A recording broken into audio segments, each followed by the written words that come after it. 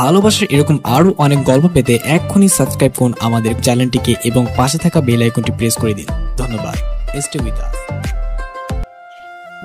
হঠাৎ করে আজকে বিয়েটা হয়ে গেল। আজকে যে আমার বিয়ে হবে আমি নিজেও জানি না কি থেকে কি হয়ে গেল। সবচেয়ে অদ্ভুত ব্যাপারটা হলো যার সাথে আমার বিয়েটা হয়েছে সে আর কেউ নয়, আমার চাচাতো বোন। আমার আপন চাচাতো বোনের সাথে বিয়েটা হয়েছে, যাকে আজকে সকালেও আমি আপু বলে ডেকেছি। সে এখন আমার বউ, আর এখন দাঁড়িয়ে আছি বাসার ছাদের উপর। আর আপু মানে আমার বউ বাসর ঘরে অপেক্ষা করছেন আমার জন্য। কিন্তু আপনারা কিছু বুঝতেছেন না তো। চলেন আপনাদের পুরো বিষয়টি বুঝিয়ে বলি কেমনে কি হয়েছে। আজ থেকে 2 সপ্তাহ আগে আমার চাচাতো বোন মানে তানিশার বিয়ে ঠিক হয়। আমরা সবাই ছেলেটাকে দেখি, সবার খুব পছন্দ হয়, তানিশাও খুব পছন্দ হয়। আর বিয়ের তারিখ ঠিক হয় আজকে। আর ছেলেটা খুব ভালো আর সুন্দর, বলা যায় সব দিক দিয়ে পারফেক্ট। কিন্তু কথাই বলে না, সবার কপালে আর সুখ থাকে না। তাই না হয়তো তানিশার কপালে ও এই সুখটা নাই। ও হ্যাঁ, আপনাদের আসল বিষয়টা বলি। আজ সকালে কিছু টুকটাক কাজ করছিলাম, চাচাতো বোন বলে কথা। তাছাড়া আপু আমার বড়। আমি অনেক মজা করছিলাম আর কাজ করেছিলাম, কিন্তু হঠাৎ আমার ফোনে আননোন নাম্বার থেকে ফোন আসে। আমি ফোনটা রিসিভ করে বলি, হ্যালো, কে বলছেন? আমি তানভীরের ছোট ভাই বলছি। রনি। তোমাদের আসতে আর কত সময় লাগবে? তানভীর ভাই হলো তানিশা অপুর হবু বর, আর রনি ওনার ছোট ভাই। আমাদের আর কখনো যাওয়া হবে না। আরে রনি, কান্না করছো কেন? কি হয়েছে তোমাদের? রাহি ভাই, আপনাকে কিভাবে কথাটা বলবো আমি নিজেও বুঝতে পারছি না। আরে কি হয়েছে সেটা তো আগে বলো। আর এইভাবেই বা কান্না করছো কেন আজকে এত সুন্দর একটা দিনে? ভাই, তানিশা আপুর কপালে হয়তো তানভীর ভাই নাই। কান্না করতে করতে বলতেছে মানে? তুমি কি বলতে চাচ্ছ একটু বুঝিয়ে বলো প্লিজ। তানভীর ভাই আর তানভীর ভাইয়ার কি হয়েছে বলো প্লিজ। ভাইয়া আর এই পৃথিবীতে নেই। কি কি বলছো তুমি এসব রনি? ভাইয়ের অ্যাক্সিডেন্ট হয়েছে। কি বলছো এসব? আমি ঠিকই বলছি। কি করে হলো এসব? আমরা সবাই মিলে আনন্দ করে আসছিলাম, হঠাৎ করে আমাদের গাড়ি ব্রেক ফেল করে, কিন্তু গাড়ি কন্ট্রোল করতে পারেনি, তাই গাছের সাথে গিয়ে ধাক্কা লাগে। তারপর আমার কিছু মনে নেই। তারপর কি হলো রনি বলো প্লিজ। আমার যখন জ্ঞান ফিরে তখন দেখি আমি হাসপাতালে। তানভীর ভাইয়ের কি হলো রনি? জ্ঞান ফেরার পরে শুনতে পেলাম ভাইয়ার মাথায় অনেক জোরে আঘাত লাগে, ফলে ভাইয়া নাকি ওখানেই মারা যায়। বলেই রনি কান্না করতে থাকে। আমি রনির কান্না সহ্য করতে পারছি না, তাই আমি রনিকে বললাম, রনি আমি আসছি, তোমরা কোন হসপিটালে আছো? সিলেট ওসমানী মেডিকেল হাসপাতালে। ওকে, আমি আসতেছি বলেই ফোনটা কেটে দিলাম। যখন আমি হাসপাতালের উদ্দেশ্যে বের হব তখন চাচা বলল, কোথায় যাস এই সময় রাহি? আমি এসে তোমাদের সব বলছি। এইদিকে বিয়ে বাড়িতে সবাই চিন্তিত হয়ে পড়েছে, বর এখনো আসতেছে না কেন। চাচাকে আর কিছু বলতে না দিয়ে আমি বাইক নিয়ে চলে আসলাম সিলেট উসমানী মেডিকেল হাসপাতালে। তারপর রনির কেবিনের দিকে হাঁটতে লাগলাম। কেবিনে গিয়ে রনিকে বললাম, কেমন আছো রনি, তুমি ঠিক আছো তো? ভালো না ভাই। কাঁদিস না ভাই। কান্না ছাড়া আর কিছু নেই আমাদের ভাই। শান্ত হও রনি, তোমার আম্মু আব্বু কোথায়? ভাইয়ের লাশের কাছে, পাশের কেবিন। রনির কান্না দেখে আমার চোখে পানি চলে আসছে। তারপর কিছুক্ষণ কান্না করলাম। তারপর ভাবলাম আমিও যদি কান্না করতে থাকি এদিকে রনি কান্না করা থামাবে না। তাই আমি রনিকে সান্ত্বনা দিয়ে তানভীর ভাইয়ের লাশের কাছে আসলাম। এসে দেখি সবাই কান্না করতেছে। এ দেখি সবার কান্না দেখে আমি আর শান্ত থাকতে পারলাম না। আমি কাঁদতে লাগলাম। কাঁদতে কাঁদতে বললাম, আন্টি প্লিজ কান্না করবেন না। আর আঙ্কেল আপনি অন্তত কান্না করা থামান। সবাই একসাথে এভাবে কান্না করতে থাকলে তানভীর ভাইয়ের আত্মা অনেক কষ্ট পাবে। কিভাবে কান্না থামায় বলো বাবা, আমাদের তো সব শেষ হয়ে গেল। আঙ্কেল আপনি এভাবে কাঁদতে থাকলে সবাইকে সান্ত্বনা কে দিবে? কিভাবে শান্ত থাকি? তানভীর যে আমার বড় ছেলে, তাকে নিয়ে কত স্বপ্ন বাবা। আপনারা এইভাবে কান্না করলে কি আর তানভীর ভাই ফিরে আসবে? বলেন প্লিজ, সবাই কান্না থামান। এই কথা বলার পর দেখি সবাই কান্না করা থামিয়ে দিল। আমি আবার বললাম, আমার মনে হয় এখানে এভাবে কান্না না করে তানভীর ভাইয়ের দাফন সম্পন্ন করা উচিত। তখন পিছন থেকে রনি বলল, হ্যাঁ, ভাইকে কবরের কাজ সম্পূর্ণ করা উচিত। তখন আঙ্কেল বলল, চলো সবাই। আঙ্কেল, আমি কি আপনাদের সাথে যেতে পারি? চলো বাবা। তারপর তানভীর ভাইয়াকে বাড়িতে নিয়ে গিয়ে দাফন করার ব্যবস্থা করা হলো। জানাজার নামাজ আদায় করে সবার কাছ থেকে বিদায় নিয়ে বাড়ির উদ্দেশ্যে রওনা দিলাম। ফোন হাতে নিয়ে দেখি চাচা অনেকবার ফোন করেছেন, তাই তাড়াতাড়ি করে বাইক নিয়ে চলে আসলাম। বাড়ি পৌঁছাতে দুপুর পেরিয়ে গেল। বাসার ভিতরে ঢুকতে চাচা বলল, এতক্ষণ কইছিলি তুই? বলতো রাহি, আর বরপক্ষের কেউ ফোন ধরছে না কেন? দেখলাম চাচার পিছনে সবাই দাঁড়িয়ে আছে, এমনকি তানিশা আপুও। তাই আমি বললাম, তোমরা সবাই শান্ত হও, আমি সব খুলে বলছি। তাড়াতাড়ি বল, কি বলবি? আসলে তানভীর ভাই, কি হয়েছে? আর কান্না করছিস কেন তুই? আসলে তানভীর ভাই আর আমাদের মাঝে নেই।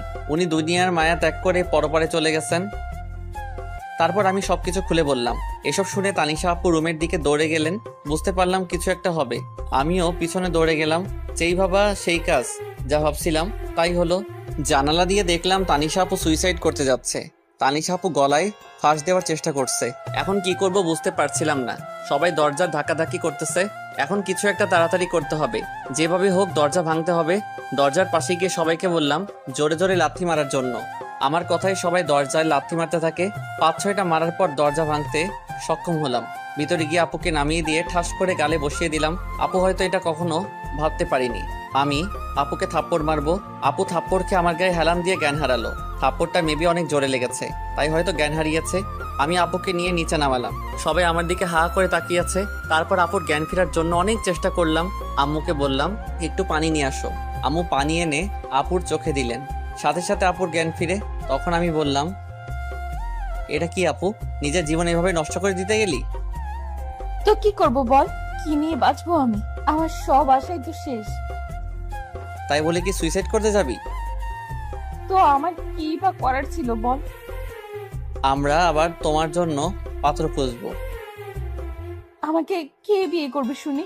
যে মেয়ের হবু বর রাস্তায় আসার আগেই মারা যায়, সেই মেয়েকে কে বিয়ে করবে তুই বল? আমি কিছুই জানি না বলে ওখান থেকে চলে আসলাম। এখানে আর বেশিক্ষণ থাকলে হয়তো আমিও কেঁদে দিতাম, তাই সেখান থেকে ছাদে চলে আসলাম। ছাদের এক কোণে দাঁড়িয়ে রইলাম। আপুর জন্য অনেক কষ্ট হচ্ছে। আমার চোখের কোণায় হাত দিয়ে দেখলাম পানি চলে এসেছে। ছাদে অনেক সময় দাঁড়িয়ে আপুর কথা ভাবতে লাগলাম। হঠাৎ কাঁধে কারো হাতে স্পর্শ অনুভব করলাম। পিছনে ফিরে দেখি আব্বু। আব্বু কিছু বলবা? বলবো। বলো, কি বলবা? তুই আগে আমাকে কথা দে, আমি যা বলবো আমার সে কথাগুলো তুই রাখবি। রাখবো, বলো। আমি বলি কি, তুই তানিশাকে বিয়ে করে দে। কি বলো আব্বু, এটা কিভাবে সম্ভব? তানিশা আমার আপু হয়, তার উপর আমার বড়। আমি জানি তানিশার যদি কিছু হয়ে যায়। আমি জানি না, আমি পারবো না। কিন্তু তুই ভেবে দেখতে পারিস, তোর জন্য হয়তো সে বেঁচে থাকতে পারবে। ঠিক আছে, ভেবে দেখবো। সেখান থেকে আব্বু চলে গেল। আমিও ওখানে দাঁড়িয়ে আছি। কিছুক্ষণ পর চাচু আমাকে বলল, রাহি, আমি একটা কথা বলি। পিছন থেকে কাঁধে হাত দিয়ে বললেন, চাচা বলেন। তুই আমার মাথায় হাত দিয়ে বল, আমার কথা রাখবি। কিন্তু চাচা। কোনো কিন্তু নয়, তুই আমার মাথায় হাত দিয়ে বল, আমার কথা রাখবি। আচ্ছা বলো, তুমি যা বলবে আমি শুনবো। তুই আমার মেয়েকে বিয়ে কর বাবা, আমার মেয়েটার জীবন বাঁচা। কান্না করতে করতে বললেন চাচা। কিন্তু চাচা, তানিশা আপু লাগে, তার উপর আমার বড় হয়। কোনো কিন্তু নয়, আর তানিশা তোর মাত্র 2 বছরে বড়। প্লিজ বাবা, তুই আমার মেয়েকে বিয়ে করে ওর জীবনটা বাঁচা। বল বাবা, বিয়ে করবি? কাঁদতে শুরু করলেন চাচা। ঠিক আছে চাচা, আমি বিয়েতে রাজি আছি। আর এইভাবেই আমার আর তানিশা আপুর বিয়েটা সম্পন্ন হলো। এতক্ষণ যা বললাম সব বিয়ের আগের ঘটনা। দেখছেন কখন থেকে আপনাদের সাথে বকবক করেই যাচ্ছি। আপনাদের আমার পরিচয়টাই দেওয়া হলো না। আমার নাম ফয়সাল আহমেদ রাহি। বাবা মায়ের একমাত্র ছেলে। আর আমার ছোট একটা দুষ্টু মিষ্টির বোন আছে। আর মনে হয় আপনাদের কিছু বলার দরকার নেই, কারণ গল্প বললে সব জানতে পারবেন। এখন আর বকবক না করে গল্প ফিরা যাক। কি বলেন আপনারা? আমি ছাদে দাঁড়িয়ে এগুলো ভাবছিলাম। কখন যে চোখে পানি চলে এসেছে নিজেও জানি না। চোখ মুছতেছি, তখন কেউ কাঁধে হাত রাখলো। পিছন তাকিয়ে দেখি আব্বু। আব্বু, ওই সময় এখানে? এখনো ঘুমাওনি কেন? পৃথিবীর একমাত্র খারাপ বাবা হয়তো আমি। নিজের ভাইয়ের মেয়ের জন্য নিজের ছেলের কুরবানি দিলাম। আমি চুপ। তোর সাথে আমি আর ভাই অনেক বড় অন্যায় করে ফেলেছি। এ সময় তোর ঘুরে বেড়ানো কাজ, বন্ধুদের সাথে সময় কাটানো, পড়াশোনা করার সময়। সেখানে আমরা তোর উপর অনেক বড় একটা দায়িত্ব দিয়ে ফেলেছি।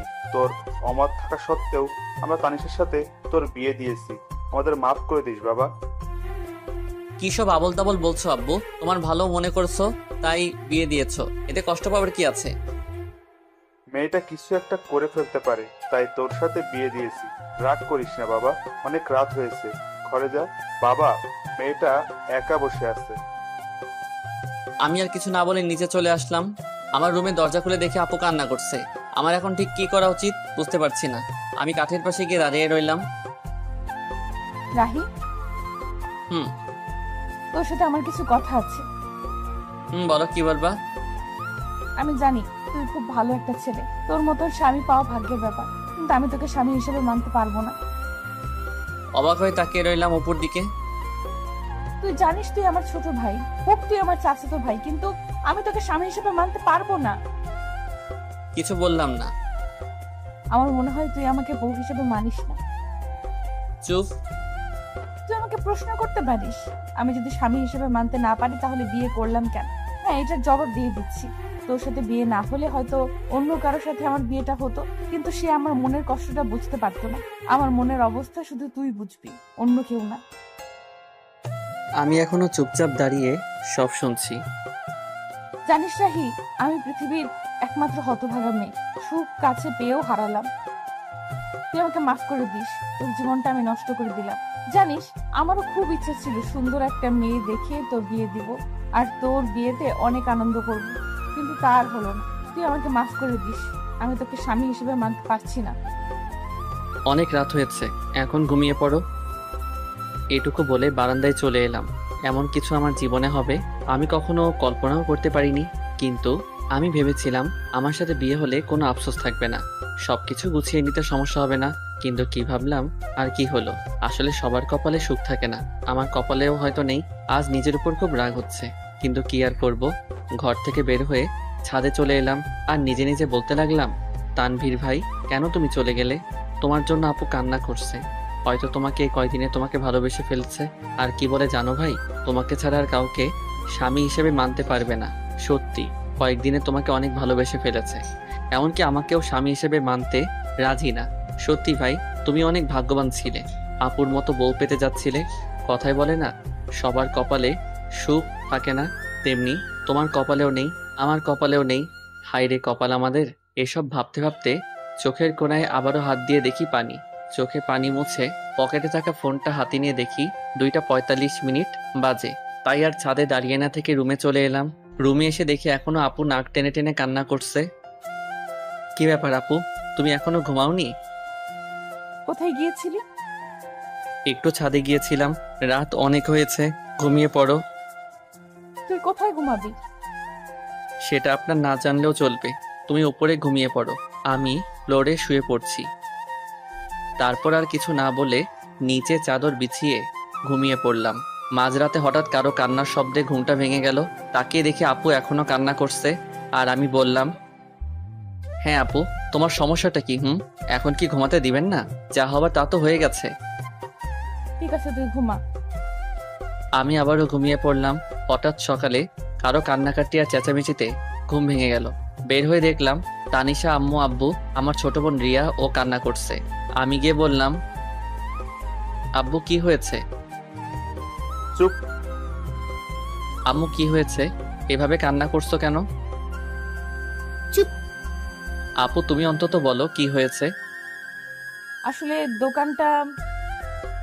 দোকানটা কি হয়েছে বলো না। দোকানটাতে আগুন লেগে গেছে আর পুরো দোকান পুড়ে গেছে। কি বলছো এসব?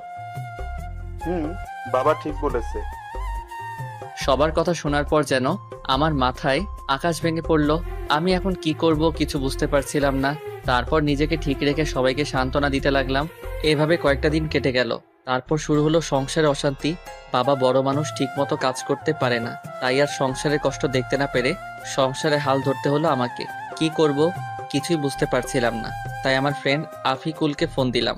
হ্যালো আফিকুল দোস্ত, আমার সাথে একটু দেখা করতে পারবি? আরে এভাবে বলছিস কেন? কোথায় আসতে হবে সেটা বল।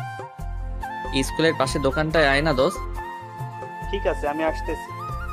ঠিক আছে আয়। বলেই ফোনটা কেটে দিলাম আর রেডি হয়ে স্কুলের পাশের দোকানে চলে গেলাম। একটু পরে আফিকুলও চলে এলো। বল দোস্ত, কি বলবি? আসলে দোস্ত, আমার একটা হেল্প লাগবে। তুই এভাবে বলছিস কেন? কি হেল্প লাগবে সেটা তো বল। আসলে দোস্ত, আমার একটা চাকরি লাগবে। কি, তুই চাকরি করবি? আমি চাকরি করব, একটা ব্যবস্থা করে দে না। ব্যবস্থা করব, কিন্তু তুই আমাকে হাসালি। তোর বাবার দোকান থাকতে তুই চাকরি করবি কেন? তাহলে তোকে সব খুলে বলি কেন চাকরি করব। বল। আমি আফিকুলকে সব শুরু থেকে শেষ পর্যন্ত বললাম। আমাদের দোকানে আগুন লেগে পুড়ে ছাই হয়ে গেছে রে, তাই আমি চাকরি খুঁজছি। আরে কান্না করিস না দোস্ত, আমি সব ব্যবস্থা করছি। দোস্ত। ঠিক আছে, সন্ধ্যা হয়ে গেছে, তুই বাড়ি যা, আমি সব ব্যবস্থা করছি। ঠিক আছে, আমি যাচ্ছি, তুইও যা। বলেই আমি আফিকুলকে বিদায় দিয়ে বাড়ি চলে আসলাম। বাড়ি এসে দেখি আম্মু এখনো মাথায় হাত দিয়ে বসে এখনো কান্না করছে। আম্মু, কান্না করো না, কান্না করে আর কি হবে, সব তো শেষ। বাবা জানি, কিন্তু কান্না ছাড়া আর কি করব বল। আর কাঁদতে হবে না, আমি কিছু একটা ব্যবস্থা করছি। কি করবি তুই?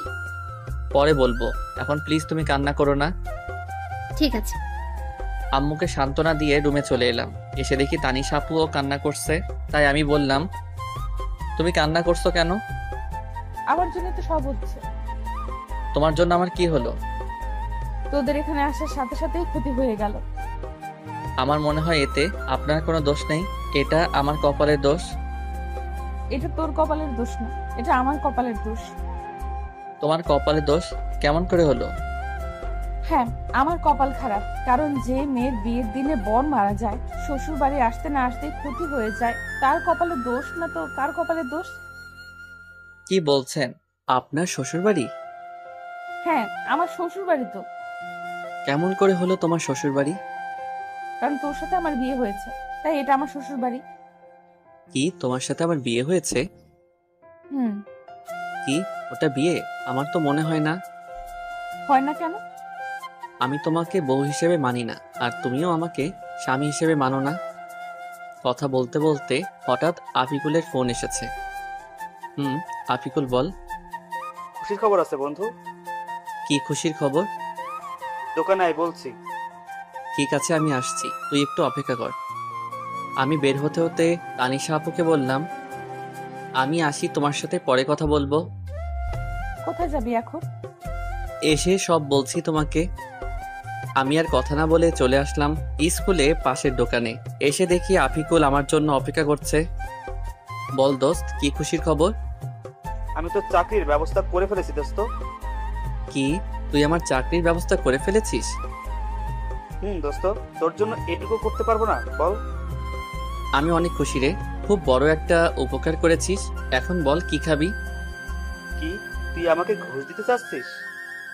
আরে না, তোকে আজকে খুশি হয়ে খাওয়াবো। আরে লাগবে না। প্লিজ দোস্ত, না করিস না। আচ্ছা ঠিক আছে, শুধু চা খাবো। রহিম চাচা, 2টা চা আর বিস্কুট দেন তো। ওকে, দিতেছি বাবা। কিছুক্ষণ ওর সাথে আড্ডা দিলাম, তারপর বাড়ি চলে এলাম। বাড়ি এসে সোজা আমার রুমে চলে এলাম। রুমে গিয়ে তানিশা আপুকে জড়িয়ে ধরে কান্না করে দিলাম। কি রে, এইভাবে জড়িয়ে ধরে কান্না করছিস কেন? কি হয়েছে? জানেন, আমার চাকরিটা হয়েছে। কি, চাকরি হয়েছে? চাকরি হয়েছে। এখন বলেন কি খাবেন? আইসক্রিম খাওয়াবে? আমি আইসক্রিম খাবো। কিন্তু এই সময় আইসক্রিম কোথায় পাবো? লাগবে না, যা। আরে রাগ করছো কেন? আমি আনছি ওকে। ঠিক আছে। দোকানে গিয়ে আমি আইসক্রিম নিয়ে এলাম। এই নেন আপনার আইসক্রিম। দে তাড়াতাড়ি। আপু আইসক্রিমটা হাতে নিয়ে বাচ্চাদের মতো খেতে শুরু করলো, আর আমি আপুর দিকে অবাক হয়ে তাকিয়ে রইলাম। কি আজব কাণ্ড, এত বড় একটা মেয়ে হয়ে বাচ্চাদের মতো আইসক্রিম খাচ্ছেন, আর আমি তাকিয়ে এসব দেখছি। ঠিক তখনই, কি রে, কি দেখছিস? তোমার খাওয়া দেখছি। এত দেখতে হবে না। কেন? তুই খাবি? খেলে নিতে পারিস। না না, লাগবে না, আমি বাচ্চাদের মতো আইসক্রিম খাই না। ওকে, তুই না খেলেও চলবে। তুমি খাও। ঠিক আছে, একটা কথা বলি রাহি। বলো। তুই চাকরিতে জয়েন করবি কবে? 1 মাসের মতো লাগবে। কথা বলতে বলতে হঠাৎ আম্মুর ডাক পড়লো। রাহি, তানিশা, তোরা খেতে আয় তাড়াতাড়ি। ঠিক আছে আম্মু, আমার আসছি। তাড়াতাড়ি আয়। চলেন, আম্মু ডাকছে। চল। দুজন একসাথে খাবার টেবিলে বসলাম। আম্মু খাবার বেড়ে দিল। আম্মু, তুমিও খাও। আম্মু, তুমিও বসো, একসাথে খাবো। তানিশা আপু বলল। খাচ্ছি। চুটকি, তুইও খা। খাচ্ছি তো। সবার সাথে খাবার খেয়ে আমি রুমে চলে এলাম। এসে একটু শুয়েছিলাম, তখনই আপু রুমে এলো। আপুকে দেখে আমি তাড়াতাড়ি করে নিচে বিছানা করে নিলাম, তারপর শুয়ে পড়লাম। আপুও বিছানায় শুয়ে পড়ল। কি আজব মেয়ে রে বাবা, স্বামীকে নিচে রেখে তিনি উপরে আরামে ঘুমাচ্ছে। ওই যে সবার কপালে সুখ থাকে না, তেমনি আমার কপালেও বউয়ের সুখ নেই। তাই আর কিছু না ভেবেই ঘুমিয়ে পড়লাম। সকালে ঘুম ভাঙলো আম্মুর ডাকে। রাহি বাবা, তাড়াতাড়ি ওঠ, আর ঘুমাতে হবে না। কেন আম্মু? আজকে তানিশাকে নিয়ে যাবি না? কোথায় যাব? কেন, তুই জানিস না? না তো। তানিশা মা তোকে কিছু বলেনি? না, আমাকে তো কিছু বলেনি। তানিশা মা, তুমি রাহিকে কিছু বলনি? না আম্মু, ভুলে গিয়েছিলাম। ঠিক আছে, তাহলে ওকে বলে নিচে আসো। ঠিক আছে আম্মু, আমরা আসছি। ওকে। ওই, আজকে আমাদের বাড়ি নিয়ে যাবি? আমি কেন নিয়ে যাব? তুমি একা যাও, আমি যেতে পারবো না। না, তুই আমার সাথে যেতে হবে। না, আমি পারবো না। কি, তুই যাবি না? যাব তো। আমি বুঝি না এ কেমন মেয়ে, আমাকে স্বামী হিসেবে মানে না, আবার সবসময় অধিকার ফলাতে আসে। আজাইরা পেঁচাল। কি রে, চুপ করে আছিস কেন? এমনি। ঠিক আছে, এখন রেডি হয়ে আয়। ঠিক আছে, তুমি যাও, আমি আসছি। তাড়াতাড়ি আয়, নাস্তা করব। ঠিক আছে। ফ্রেশ হয়ে টেবিলে সবার সাথে নাস্তা শুরু করলাম। নাস্তা শেষ করে রুমে চলে এলাম। এসে শুয়ে পড়লাম। তখন দেখি তানিশা আপু আমার দিকে রাগি চোখে তাকিয়ে আছে। এভাবে তাকিয়ে আছো কেন? তুই এসে শুয়ে পড়লি কেন? তো কি করব? একটু আগে আমি কি বলছিলাম? কি বলছিলে? আমি আজকে আমাদের বাড়ি যাব বলছিলাম না? যাব তো। তাহলে এইভাবে শুয়ে পড়লি কেন? এমনি। তুমি রেডি হও। ঠিক আছে, তুইও রেডি হয়ে নে। কথা বলতে বলতে হঠাৎ শুনতে পেলাম আমার চাচা চাচি মানে শ্বশুর শাশুড়ি আমাদেরকে নিতে এসেছেন। তাই আমি তাড়াতাড়ি করে রেডি হয়ে চাচা চাচির কাছে চলে এলাম। আমি তাদেরকে সালাম দিলাম।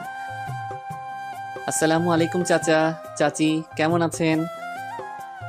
ওয়ালাইকুম সালাম। বাবা ভালো, তুমি? আলহামদুলিল্লাহ চাচি, আপনি?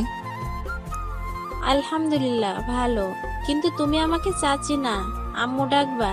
তুমি আমার ছেলের মতো। ঠিক আছে আম্মু, বলবো। মনে যেন থাকে। ঠিক আছে, আমি একটু আসছি আম্মু। ঠিক আছে বাবা, যাও। এরপর এখানে থেকে রুমে চলে এলাম। এসে তো আমি অবাক।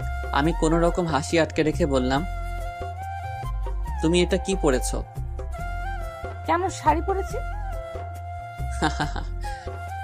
হাসতেছিস কেন? তোমার এটা শাড়ি পরা হয়েছে নাকি? হয়নি। একদম হয়নি। একদম এভাবে হাসবি না, আমি শাড়ি পরতে পারি না। আচ্ছা ঠিক আছে, আমি পরিয়ে দেই। তুই পারলে পরিয়ে দে। দিচ্ছি। আমি আপুকে শাড়ি পরিয়ে দেওয়া শুরু করলাম। শাড়ি পরিয়ে দিতে দিতে শাড়ি যখন আপুর পেটে গুজে দিব, তখন দেখি আপু চোখ বুজে শরীর বেঁকিয়ে কাঁপতে শুরু করছেন। তাই তাড়াতাড়ি করে শাড়ি পরিয়ে দিলাম। শাড়ি পরিয়ে দিয়ে বললাম, আচ্ছা এবার চোখটা খুলুন। আর এইভাবে কাঁপছেন কেন? না মানে এমনি। বলি লজ্জা পেয়ে তাড়াতাড়ি করে রুম ত্যাগ করলো। আর আমি বিছানায় শুয়ে হাসতে লাগলাম। কিছুক্ষণ পর দেখি আপু আবার আসছে। একটা কথা বলি। বলেন। বাইরের কেউ যেন বুঝতে না পারে তুই আমাকে বউ হিসেবে মানিস না। আর আমি স্বামী হিসেবে মানি না। ঠিক আছে, কেউ বুঝতে পারবে না। এবার চল, আম্মু ডাকছে। চলেন। শ্বশুরবাড়ি মধুর হাড়ি, যে খেয়েছে সে বুঝেছে কেমন তাদের খাতিরদারি। অতঃপর শ্বশুরবাড়ির উদ্দেশ্যে সবাই রওনা হলাম। আমাদের বাড়ি থেকে শ্বশুরবাড়ি, সরি, এখনো তো হয়নি, কারণ আপু আমাকে স্বামী হিসেবে মানেন না। যাই হোক, চাচাদের বাড়ি যেতে ৪৫ মিনিটের মতো লাগে। এসব ভাবতে ভাবতে কখন যে শ্বশুরবাড়ি পৌঁছে গেলাম, মানে চাচাদের বাড়ি। বারবার শুধু শ্বশুরবাড়ি মনে হয়। গাড়ি থেকে নামতে যাব, তখন দেখি অনেকগুলো মেয়ে এসে দুলাভাই বলে চিল্লাচিল্লি করছে। নামার সাথে সাথেই আমাকে ঘিরে ধরলো। তখন একটা বলে উঠল, তানিশার জামাই তো অনেক কিউট, আমি তো দেখেই প্রেমে পড়ে গেছি। সবার প্রশংসা শুনে খুবই ভালো লাগছিল। তখনই হুট করে আপু আমার হাত শক্ত করে ধরেছে। দেখ দোস্ত, আমাদের তানিশা 2 দিনে জামাই পাগল হয়ে গেছে। তানিশা আমার হাত ধরে ভিতরে নিয়ে এলো, তারপর সোজা আপুর রুমে নিয়ে গেল আর রাগে লচির মতো ফুলতে লাগলো। তখন বলে উঠল, আপু, ওখানে অনেক আনন্দ পাচ্ছিলি তাই না? তা তো একটু শালি বলে কথা। ওদের সাথে আর কথা বলতে দেখলে পা ভেঙে দিব। যা, এখন ফ্রেশ হয়ে আয়। ঠিক আছে। আমি ফ্রেশ হতে চলে গেলাম। ফ্রেশ হয়ে গিয়ে সোফায় বসে পড়লাম। তখনই সব শালি আমাকে ঘিরে বসে পড়লো আর একে একে সবাই পরিচয় দিতে থাকে। সবার সাথে কথা বলছিলাম, তখনই আপু সবাইকে সরিয়ে আমার পাশে বসে পড়লো। এটা দেখে সবাই তো অবাক, তার থেকে বেশি অবাক তো আমি হয়েছি। আপু আমার হাত শক্ত করে ধরে সবার সাথে কথা বলতে থাকে। কি আজব রে ভাই, স্বামী হিসেবে মানতে তো রাজি না, তার উপর এমন অবস্থা। যাই হোক, সবার সাথে আড্ডা দিতে দিতে অনেক রাত হয়ে যায়। তারপর খাওয়া দাওয়া শেষ করে আপুর রুমে এসে চাদর বিছিয়ে নিচে শুয়ে পড়লাম। তখনই আপু বলে উঠল, রাহে, তোকে নিচে শুতে হবে না। কেন? আমি নিচে ঘুমাই, তুই উপরে ঘুমা। লাগবে না, আমি নিচে ঘুমাতে পারবো। তোকে যা বলছি তাই কর, বেশি কথা বলিস কেন? আচ্ছা ঠিক আছে। আমি আর কথা না বাড়িয়ে উপরে শুয়ে পড়লাম। সকালে কানের কাছে নিঃশ্বাসের শব্দ আসতেছে। চোখ খুলে তো আমি অবাক, কত সুন্দর করে আপু আমাকে জড়িয়ে ধরেছে আর আমার ঠোঁটের একেবারে কাছে আপুর ঠোঁট। এসব দেখে আমি আর নিজেকে কন্ট্রোল করতে পারছিলাম না, তাই আপুর ঠোঁট আমার ঠোঁট এক করে দিলাম। কিছুক্ষণ পর আপু চমকে ওঠে।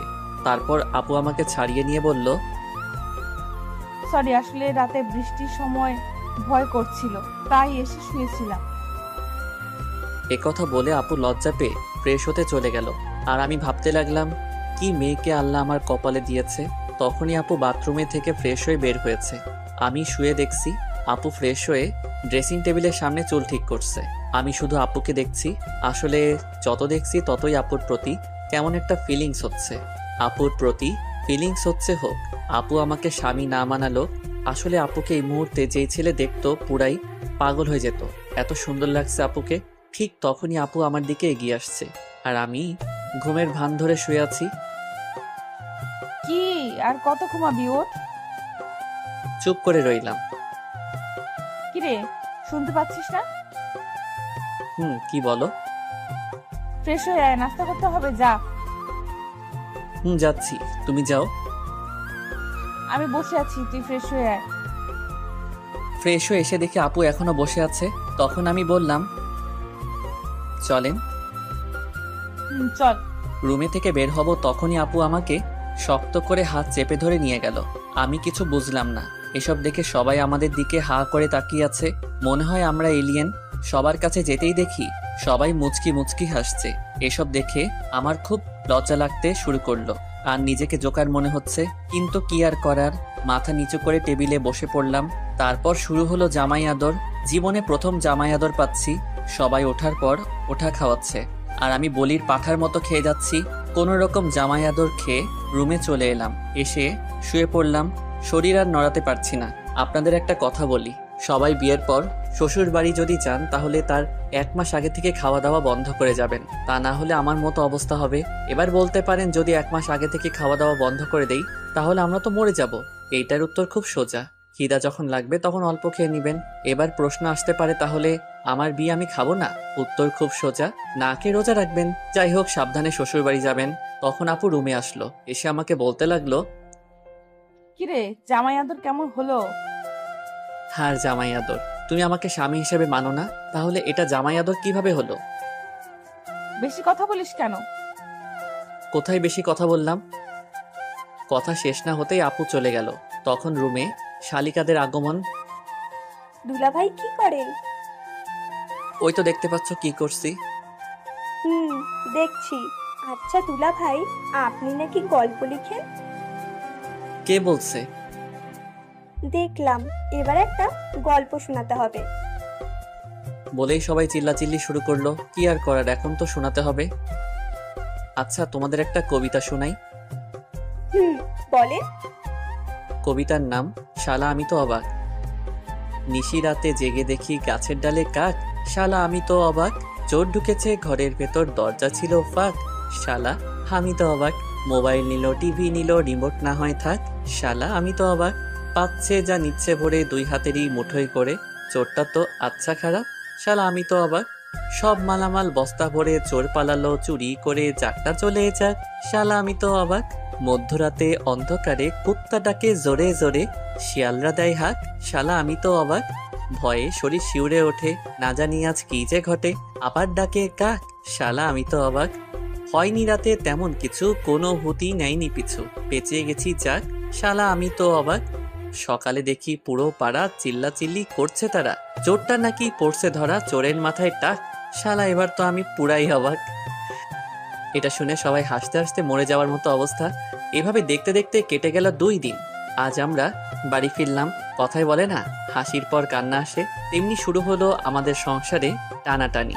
দোকান নেই, আব্বু কোনো কাজ করে না, এমনি আমিও কাজ করি না। বলে না, বসে বসে খেলে রাজার রাজত্ব শেষ হয়ে যায়, তেমনি আমাদের জমানো টাকাও শেষ হতে শুরু করলো। সংসারে অনেক টানাটানি, এসব আর ভালো লাগছে না। তাই আফিকুলের কাছে এলাম। দোস্ত, আমার চাকরির কি করলি ভাই? হয়ে গেছে। জয়েন কবে থেকে করতে হবে? কাল 1 থেকে জয়েন করবি। ঠিক আছে, কিন্তু তুই অনেক বড় একটা উপকার করলি ভাই, ধন্যবাদ তোকে। আরে ধন্যবাদ দিতে হবে না, বন্ধু তো বন্ধুর বিপদে আপদে পাশে থাকে। আমার জায়গায় তুই থাকলে কি করতি বল? করতাম। আচ্ছা, তুই পরীক্ষা ফিস দিয়েছিস? আমার হয়তো আর পড়ালেখা হবে না রে। লেখাপড়া ছাড়বি কেন? তো কি করব বল? জানি তোর কাছে টাকা নাই, তাই এই কথা বলবি। আরে না। আমি সব জানি, আমার কাছে নাটক করবি না, আমি তোর টাকা দিয়ে দিব। ওকে দোস্ত। আচ্ছা চল, কলেজে গিয়ে সব দিয়ে আসি। না দোস্ত, এ সময় না, তুই গিয়ে আমার টাকাটা জমা দিয়ে দিস। আচ্ছা ঠিক আছে, আমি যাচ্ছি, পরে দেখা হবে। এরপর আফিকুল চলে যায়। মনের মধ্যে একটু শান্তি অনুভব করতে লাগলাম। আফিকুলকে বিদায় দিয়ে বাড়ি চলে এলাম। রাতে সবার সাথে খাবার খেয়ে একটু ছাদে চলে এলাম। কিছুক্ষণ পর আমার কাঁধে কেউ হাত রাখলো। চেয়ে দেখি আব্বু। আব্বু, কিছু বলবা? আসলে কিভাবে যে বলবো। বলো তো। তানিশা রেজিস্ট্রেশনের টাকা দিতে হবে বাবা। কত টাকা লাগবে? ৬০০০ টাকার মতো লাগবে। আচ্ছা ঠিক আছে, কবে দিতে হবে? কালকের পরের দিন। আচ্ছা ঠিক আছে, কালকে দিয়ে দিব। ঠিক আছে। আব্বু, তুমি এভাবে কান্না করছো কেন? এমনি বাবা। বলেই আব্বু কান্না করতে করতে চলে গেল। আব্বুর কান্না দেখে নিজেকে কন্ট্রোল করতে পারলাম না, নিজেও কান্না করে দিলাম। আব্বু চলে যাওয়ার পর কিছুক্ষণ ছাদে রইলাম, তারপর সেখান থেকে এসে ঘুমিয়ে পড়লাম। সকালে তাড়াতাড়ি ঘুম থেকে উঠে ফ্রেশ হয়ে নামাজ আদায় করে নিলাম। কাউকে কিছু না বলে অফিসে চলে এলাম। আগে থেকে সবকিছু বলা ছিল, তাই সোজা জয়েন করে ফেললাম। তারপর ম্যানেজার স্যারের কাছে এলাম। আসতে পারি স্যার? আরে রাহি, আসো। স্যার, আমার কাজটা কি জানতে পারি? অবশ্যই। আমার কাজটা কি? তোমার কাজ সেল করা। ঠিক আছে স্যার। আর হ্যাঁ, প্রতিদিন সকাল 8টায় আসতে হবে, দেরি হলে বেতন থেকে টাকা কাটা যাবে। ঠিক আছে স্যার। বলে একটা গাড়ির সাথে চালক বেরিয়ে পড়লাম। সকালে কিছু খাওয়া হয়নি, তাই এক দোকানে সেল করে চা আর বিস্কুট খেতে লাগলাম। আর বেশি কিছু খেলাম না, কারণ আমার কাছে টাকা নেই। অন্য কিছু খেলে আর দুপুরে কিছু খাওয়া হবে না। সেল করতে করতে কখন যে দুপুর হয়ে গেছে খেয়ালই নেই। দুপুরের খাবার খেয়ে আবারও সেল করতে লাগলাম। সেল করা শেষ করতে করতে রাত হয়ে গেল। গাড়ি জমা দিতে ফোনের দোকানে চলে এলাম। আমার 2টা ফোন ছিল, তাই একটা বিক্রি করে দিলাম। 10,000 দিয়ে বিক্রি করে দিলাম। তারপর বাড়ি চলে এলাম। বাড়ি এসে ফ্রেশ হয়ে আব্বুর কাছে এলাম। আব্বু, টাকা। কিসের টাকা বাবা? তোমার মেয়ের রেজিস্ট্রেশনের ফিস। আমি আর কিছু না বলে আব্বুর কাছে টাকা দিয়ে রুমে চলে এলাম। একটু পর আপু মানে তানিশা খাবারের জন্য ডাক দিল। সবার সাথে খাবার খেয়ে ছাদে চলে গেলাম। আজকের চাঁদটা অনেক সুন্দর লাগছে, এসব ভাবছিলাম তখন কেউ কাঁধে হাত দিল। তাকিয়ে দেখি আপু। কিছু বলবে? টাকা তুই দিয়েছিস না? না মানে? তুই দিয়েছিস নাকি সেটা বল। আমি দিয়েছি। কেন? তুই এত টাকা কোথায় পেলি?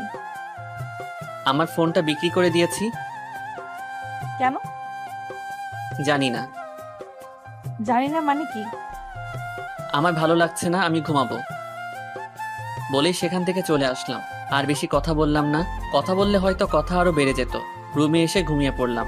সকালে পাখির কিচিরমিচির আওয়াজে ঘুম ভেঙে গেল। নামাজের সময় ছিল, তাই নামাজটা আদায় করে নিলাম। সকালে সবার সাথে নাস্তা করতে বসে পড়লাম। হঠাৎ করে তানিশা আপু বলল, আব্বু আমি একটা কথা বলবো। মা বলো। বলছিলাম কি, রাহি তো একাই চাকরি করে এখন সংসার চালায়, আর তাতে ওর অনেক কষ্ট হয়। আমি বলি কি, আমি যদি একটা চাকরি করি তাহলে ওর কষ্ট একটু কম হতো। এই পরিবারের আর কারো ইনকাম করতে হবে না, আমি এখনো মরে যাইনি, মরে গেলে করো বলে সেখান থেকে রুমে চলে এলাম। আসলে আমি চাই না তানিশা আপু কোনো কাজ করুক। আমি রেডি হয়ে অফিসে চলে এলাম। প্রতিদিনের মতো আজকে একটা চালক নিয়ে বেরিয়ে পড়লাম সেল করতে। সেল করতে করতে দুপুর হয়ে গেল। তখন সাথে থাকা সোহাগ ভাই বললেন, ভাই চলেন কিছু খেয়ে আসি। চলো। দোকানে বসে পাউরুটি খাচ্ছিলাম। সামনে চেয়ে দেখি কেউ আমার দিকে তাকিয়ে আছে। ভালো করে তাকিয়ে দেখি আব্বু ওর ফ্রেন্ডের সাথে দাঁড়িয়ে আছে। তাই আমি তাড়াতাড়ি খেয়ে সোহাগ ভাইকে নিয়ে চলে এলাম। তারপর আবার দোকানে সেল করতে লাগলাম। সেল করতে করতে রাত হয়ে গেল। গাড়ি জমা দিয়ে হাঁটছিলাম। পকেটে হাত দিয়ে দেখি টাকা নেই, তাই বাধ্য হয়ে হাতের ঘড়িটা বিক্রি করে দিলাম। বাড়ি এসে সোজা রুমে চলে এলাম। ফ্রেশ হয়ে সবার সাথে খাবার টেবিলে বসে পড়লাম। খাওয়া দাওয়া শেষ করে ছাদে চলে গেলাম। ছাদে আসি কারণ আমার মন খারাপ থাকলে ছাদে এসে সময় কাটাই আর চাঁদ দেখতে থাকি। অনেক সময় থাকার পর রুমে আসলাম। খেতা বালিশ নিয়ে নিচে শুতে যাব, তখনই একটা কথা বলতাম। বলেন। তুই উপরে ঘুমা, আমি নিচে ঘুমাই। আমি কাপুরুষ নই, একটা মেয়েকে নিচে ঘুমাতে দিয়ে আমি উপরে ঘুমাবো, আপনি ঘুমান। আর কথা না বলে ঘুমিয়ে পড়লাম। সকালে ঘুম থেকে উঠে দেখি আপু গোসল করে আসছে। এটা দেখে তো আমি আপুর উপরে আবারও ক্রাশ খাইছি। ভেজা চুলে আপুকে অসম্ভব সুন্দর লাগছে, আপনাদের বলে বোঝাতে পারবো না। আপু আমার দিকে তাকাতেই আমি ঘুমের ভান ধরে রইলাম। তখন আপু বললেন, কি উঠবি না? আর কত ঘুমাবি? সবাই নাস্তা করার জন্য অপেক্ষা করছেন। উঠছি, তুমি যাও। তারপর আপু চলে যায়। আসলে আপুকে যত দেখছি ততই আপুর প্রতি ফিলিংস হচ্ছে। আমার কপালে হয়তো বউয়ের ভালোবাসা নেই, জীবনটা বেদনা। আপু কেন আমার ফিলিংসটা বোঝে না। ফ্রেশ হয়ে সবার সাথে নাস্তা শেষ করে রুমে এসে শুয়েছিলাম। আজকে শুক্রবার, তাই কাজ নাই। একটু পরে আপু আসলো। ওকে দেখে কেমন যেন লাগলো, মনে হয় অস্বস্তিতে আছেন। আপনার কি কিছু হয়েছে? কই না তো। সত্যি বলছেন তো? মিথ্যা বলছেন না তো? মিথ্যা বলতে যাব কেন? আচ্ছা ঠিক আছে। আচ্ছা একটা কথা বলি। বলেন। আমাকে কিছু টাকা দিতে পারবি? কত টাকা? 200 টাকা। ওই দিন হাতঘড়ি বিক্রি করে যা পেয়েছিলাম ওই টাকা আপুকে দিয়ে দিলাম। আজকে ছুটি, তাই একটু ঘুম দিলাম। বিকালে একটু ঘুরতে বের হলাম বন্ধুদের সাথে আড্ডা দিতে। মাগরিবের আজান হয়ে গেল, তাই নামাজটা আদায় করে রুমে চলে এলাম। রুমে আসতেই দেখলাম আপু বাথরুম থেকে বের হচ্ছে। আপুকে দেখে একটু সন্দেহ হচ্ছে। আজ এমন তো আগে কখনো মনে হয়নি। এতক্ষণ কোথায় ছিলি? এই একটু বাইরে ঘুরছিলাম। আমাকে নিয়ে গেলি না কেন? আপনাকে নিয়ে যাব কেন? কেন আমি যেতে পারি না বুঝি? না, আমার সাথে যেতে পারেন না। আমাকে তো স্বামী হিসেবে মানেন না। তোর সাথে ঘুরতে না যাওয়ার কি আছে? ওকে সামনের ছুটির দিন নিয়ে যাব। লাগবে না, আমি তোর সাথে যাব না। ওকে না গেলে আমার কি আর কত আছে যাওয়ার জন্য? ওই কি বললি? কই কিছু না। আমি যাব। এখন না বললেন যাবেন না? এখন যাব, তোর কোনো সমস্যা? না, সমস্যা নেই। তারপর রাতে খাবার খেয়ে ঘুমিয়ে পড়লাম। পরের দিন ভোর সকালে ঘুম ভাঙলো। ঘুম থেকে উঠে নামাজ আদায় করে নিলাম। তারপর একটু গ্রামটা ঘুরে দেখতে লাগলাম। সকালের আবহাওয়া মনটা অনেক ভালো করে দেয়। কত সুন্দর লাগে সকালবেলা। কিছুক্ষণ গ্রামটা ঘোরাঘুরি করে রুমে চলে এলাম। এসে দেখি আপু এখনো ঘুমিয়ে আছে। ভাবলাম ঠেকে দিব কিনা, অত কিছু না ভেবে ডাক দিলাম, আপু উঠেন, সকাল হয়ে গেছে। আর কত ঘুমাবেন? ওই আপু উঠবেন না? কি হয়েছে আম্মু, এত সকাল সকাল ডাকছো কেন? এদি কয় কি আমি নাকি তার আম্মু? আরে আমি রাহি। ও তুই? কখন থেকে ডাকছি, উঠছেনই তো না। সরি। বলেই আপু ফ্রেশ হতে চলে গেল। সকালে নাস্তা করে কাজে চলে এলাম। দোকানে সেল দিতে দিতে এক জায়গায় দাঁড়িয়ে গেলাম। আপুর মতো কাউকে দেখতে পাচ্ছি। একটু কাছে গিয়ে দেখি আসলেই ওটা আপু। কিন্তু আপু এই জায়গায় কি করে? দেখলাম একটা ফার্মেসিতে ঢুকলো, সাথে চুটকি। তারপর কিছু একটা কিনে চলে গেল। আমি বুঝতে পারছি কি নিয়ে গেছে আপু। ভাবছি এখন গিয়ে জিজ্ঞেস করবো কিনা। আপু সেখান থেকে চলে গেল। আমিও সেল দিতে চলে এলাম। রাতে খাবার খেয়ে রুমে আসলাম আর আপুর জন্য অপেক্ষা করতে লাগলাম। কিছুক্ষণ পর দেখি আপু রুমে আসলো। চোখ মুখ কেমন যেন হয়ে গেছে। নিজেকে একটু সাহসী বানিয়ে বললাম, আপনার সাথে কিছু কথা ছিল। বল। আপনি আজ 11টার সময় কোথায় ছিলেন? আমার কথায় কিছুটা ভয় পেয়ে গেল আপু। বান্ধবীদের সাথে? কেন? না এমনি। আপনি ঠিক আছেন তো? ঠিকই তো আছি। না আপনি ঠিক নেই। আমার কাছ থেকে কিছু কি লুকাতে চাচ্ছেন? কি লুকাবো আমি? তুই কিসের কথা বলছিস? এইটার কথা বলছি, প্যাকেটটা সামনে ধরে। আসলে আপনারা হয়তো বুঝতে পারছেন না কিসের প্যাকেটের কথা বলছি। ওইটা প্যাড ছিল। অনেকে হয়তো এখন বুঝতে পারছেন। এসব বলায় আপু কিছুটা লজ্জা পেয়ে যায়। লুকানো কি আছে এসব? জানি আপনি আমাকে স্বামী হিসেবে মানেন না, কিন্তু নিজের সমস্যার কথা তো বলতে পারেন না। এখন আমাকে বিশ্বাস করে উঠতে পারেননি? না তেমন কিছু না, আসলে বলতে লজ্জা লাগছিল। লজ্জার কি আছে এতে শুনি? কবে থেকে শুরু হয়েছে? 2 দিন হলো। ওকে তুমি এখানে বসো, আমি আসছি। আপুর জন্য গরম পানি করে নিয়ে আসলাম। কি ওগুলো? আপনার জন্য গরম পানি নিয়ে এসেছি। তুই এত কষ্ট করতে গেলি কেন? আমি করে নিতাম। তা তো জানি। কত ব্যথা সহ্য করে হাসি মুখে কথা বলছেন। আপনার আর কয়েকদিন কিছু করতে হবে না, রেস্ট নিন। তুই এত ভালো কেন? সবার কত খেয়াল রাখিস, আমার পিরিয়ডের কথা শুনে এত কেয়ার করছিস। যদিও তোকে স্ত্রীর অধিকার দেইনি, যদি দিতাম আরো কত কিছু করতে আমার জন্য। সরি রাহি, আমি জানি তুই অনেক ভালো। তোর মতো স্বামী সবার কপালে জোটে না, কিন্তু আমি কেন যে তোকে মেনে নিতে পারছি না। কি ভাবছেন? কিছু না, তুই ঘুমিয়ে পড়। না, যদি আপনার কিছু লাগে। লাগবে না, দরকার হলে তোকে ডাক দিব। ওকে। তারপর আমি ঘুমিয়ে পড়লাম। পরের দিন আর কাজে যাইনি। আপুর শরীরটা খারাপ হয়ে পড়ছিল, তাই সারাদিন আপুর পাশে ছিলাম। যখন যেটা লাগে সব করলাম। ইস, যদি আমাকে স্বামী হিসেবে মেনে নিত তাহলে এই মুহূর্ত আরো কত সুন্দর হতো। আমার কপালটাই খারাপ। আচ্ছা, ও কি বুঝে না আমি ওকে কতটা ভালোবেসে ফেলেছি? এক মুহূর্ত ভালো লাগে না আপুকে ছাড়া। রাতে আবার আপুর জন্য গরম পানি করলাম। তারপর ওষুধ খাইয়ে দিয়ে ঘুম পাড়িয়ে দিলাম। আমিও ঘুমাতে আসলাম। রাহি, বলেন। তোকে একটা কথা বলার ছিল। কি? আমি প্রথম দিন তোকে একটা কথা বলেছিলাম, আমি তোকে স্বামী হিসেবে মানতে পারবো না। কিন্তু এতদিন তোকে কাছে থেকে দেখেছি, তোর কেয়ার গুলো দেখে সত্যি আমি তোকে অনেক ভালোবেসে ফেলেছি। প্লিজ তুই আমাকে তোর স্ত্রী হিসেবে গ্রহণ কর। আমিও তো আপনাকে প্রথম দিন থেকেই ভালোবেসে ফেলেছি। কি এতদিন বলিসনি কেন? আমি কি জানতাম আপনিও আমাকে ভালোবাসেন? এখন তো জানলি। এখনো কি আপনি বলবি? আচ্ছা ঠিক আছে, তুমি করে বলবো। ও, ওদিকে আসছিস কেন? আপনিটাকে তুমি করতে হবে তো। আপুর এমন কথা শুনে আমার তো খুশিতে হিরো আলমের গান লাগাই নাচতে ইচ্ছে করতেছে। মনে সাহস নিয়ে আপুর ঠোঁটের কাছে আমার ঠোঁট এক করতে যাব, ঠিক তখনই চমকে উঠেছিলাম। আপু আমাকে থাপ্পড় মারলো কেন? তখনই চোখ খুলে দেখি এইটা ছিল স্বপ্ন। মনটাই খারাপ হয়ে গেল। কত সুন্দর একটা স্বপ্ন দেখলাম, এটা যদি বাস্তবে হতো তাহলে কেমন হতো। কিন্তু ওই যে আমার কপাল খারাপ, চারদিকে তাকিয়ে দেখি সকাল হয়ে গেছে। বিছানায় চোখ যেতেই দেখলাম আপু কত সুন্দর করে ঘুমাচ্ছে, ছোট বাচ্চাদের মতো করে। দেখলেই তো পাগল হয়ে যাওয়ার মতো অবস্থা, কিন্তু কিছু করার নেই। এত রোমান্টিক হওয়া আমার জন্য মানায় না। তাই গিয়ে আপুকে ডাক দিলাম, আপু উঠুন, সকাল হয়ে গেছে। হুম, আপনার শরীরে কেমন আছে এখন? ভালো। আপুকে তুলে আমি ফ্রেশ হয়ে খাবার টেবিলে চলে এলাম। দেখি আব্বু বসে আছে। রাহি, তোর সাথে কিছু কথা আছে। বলো আব্বু। আমাদের দোকানটা নতুন করে শুরু করবো ভাবছি। আব্বু, এটা তো ভালো কথা।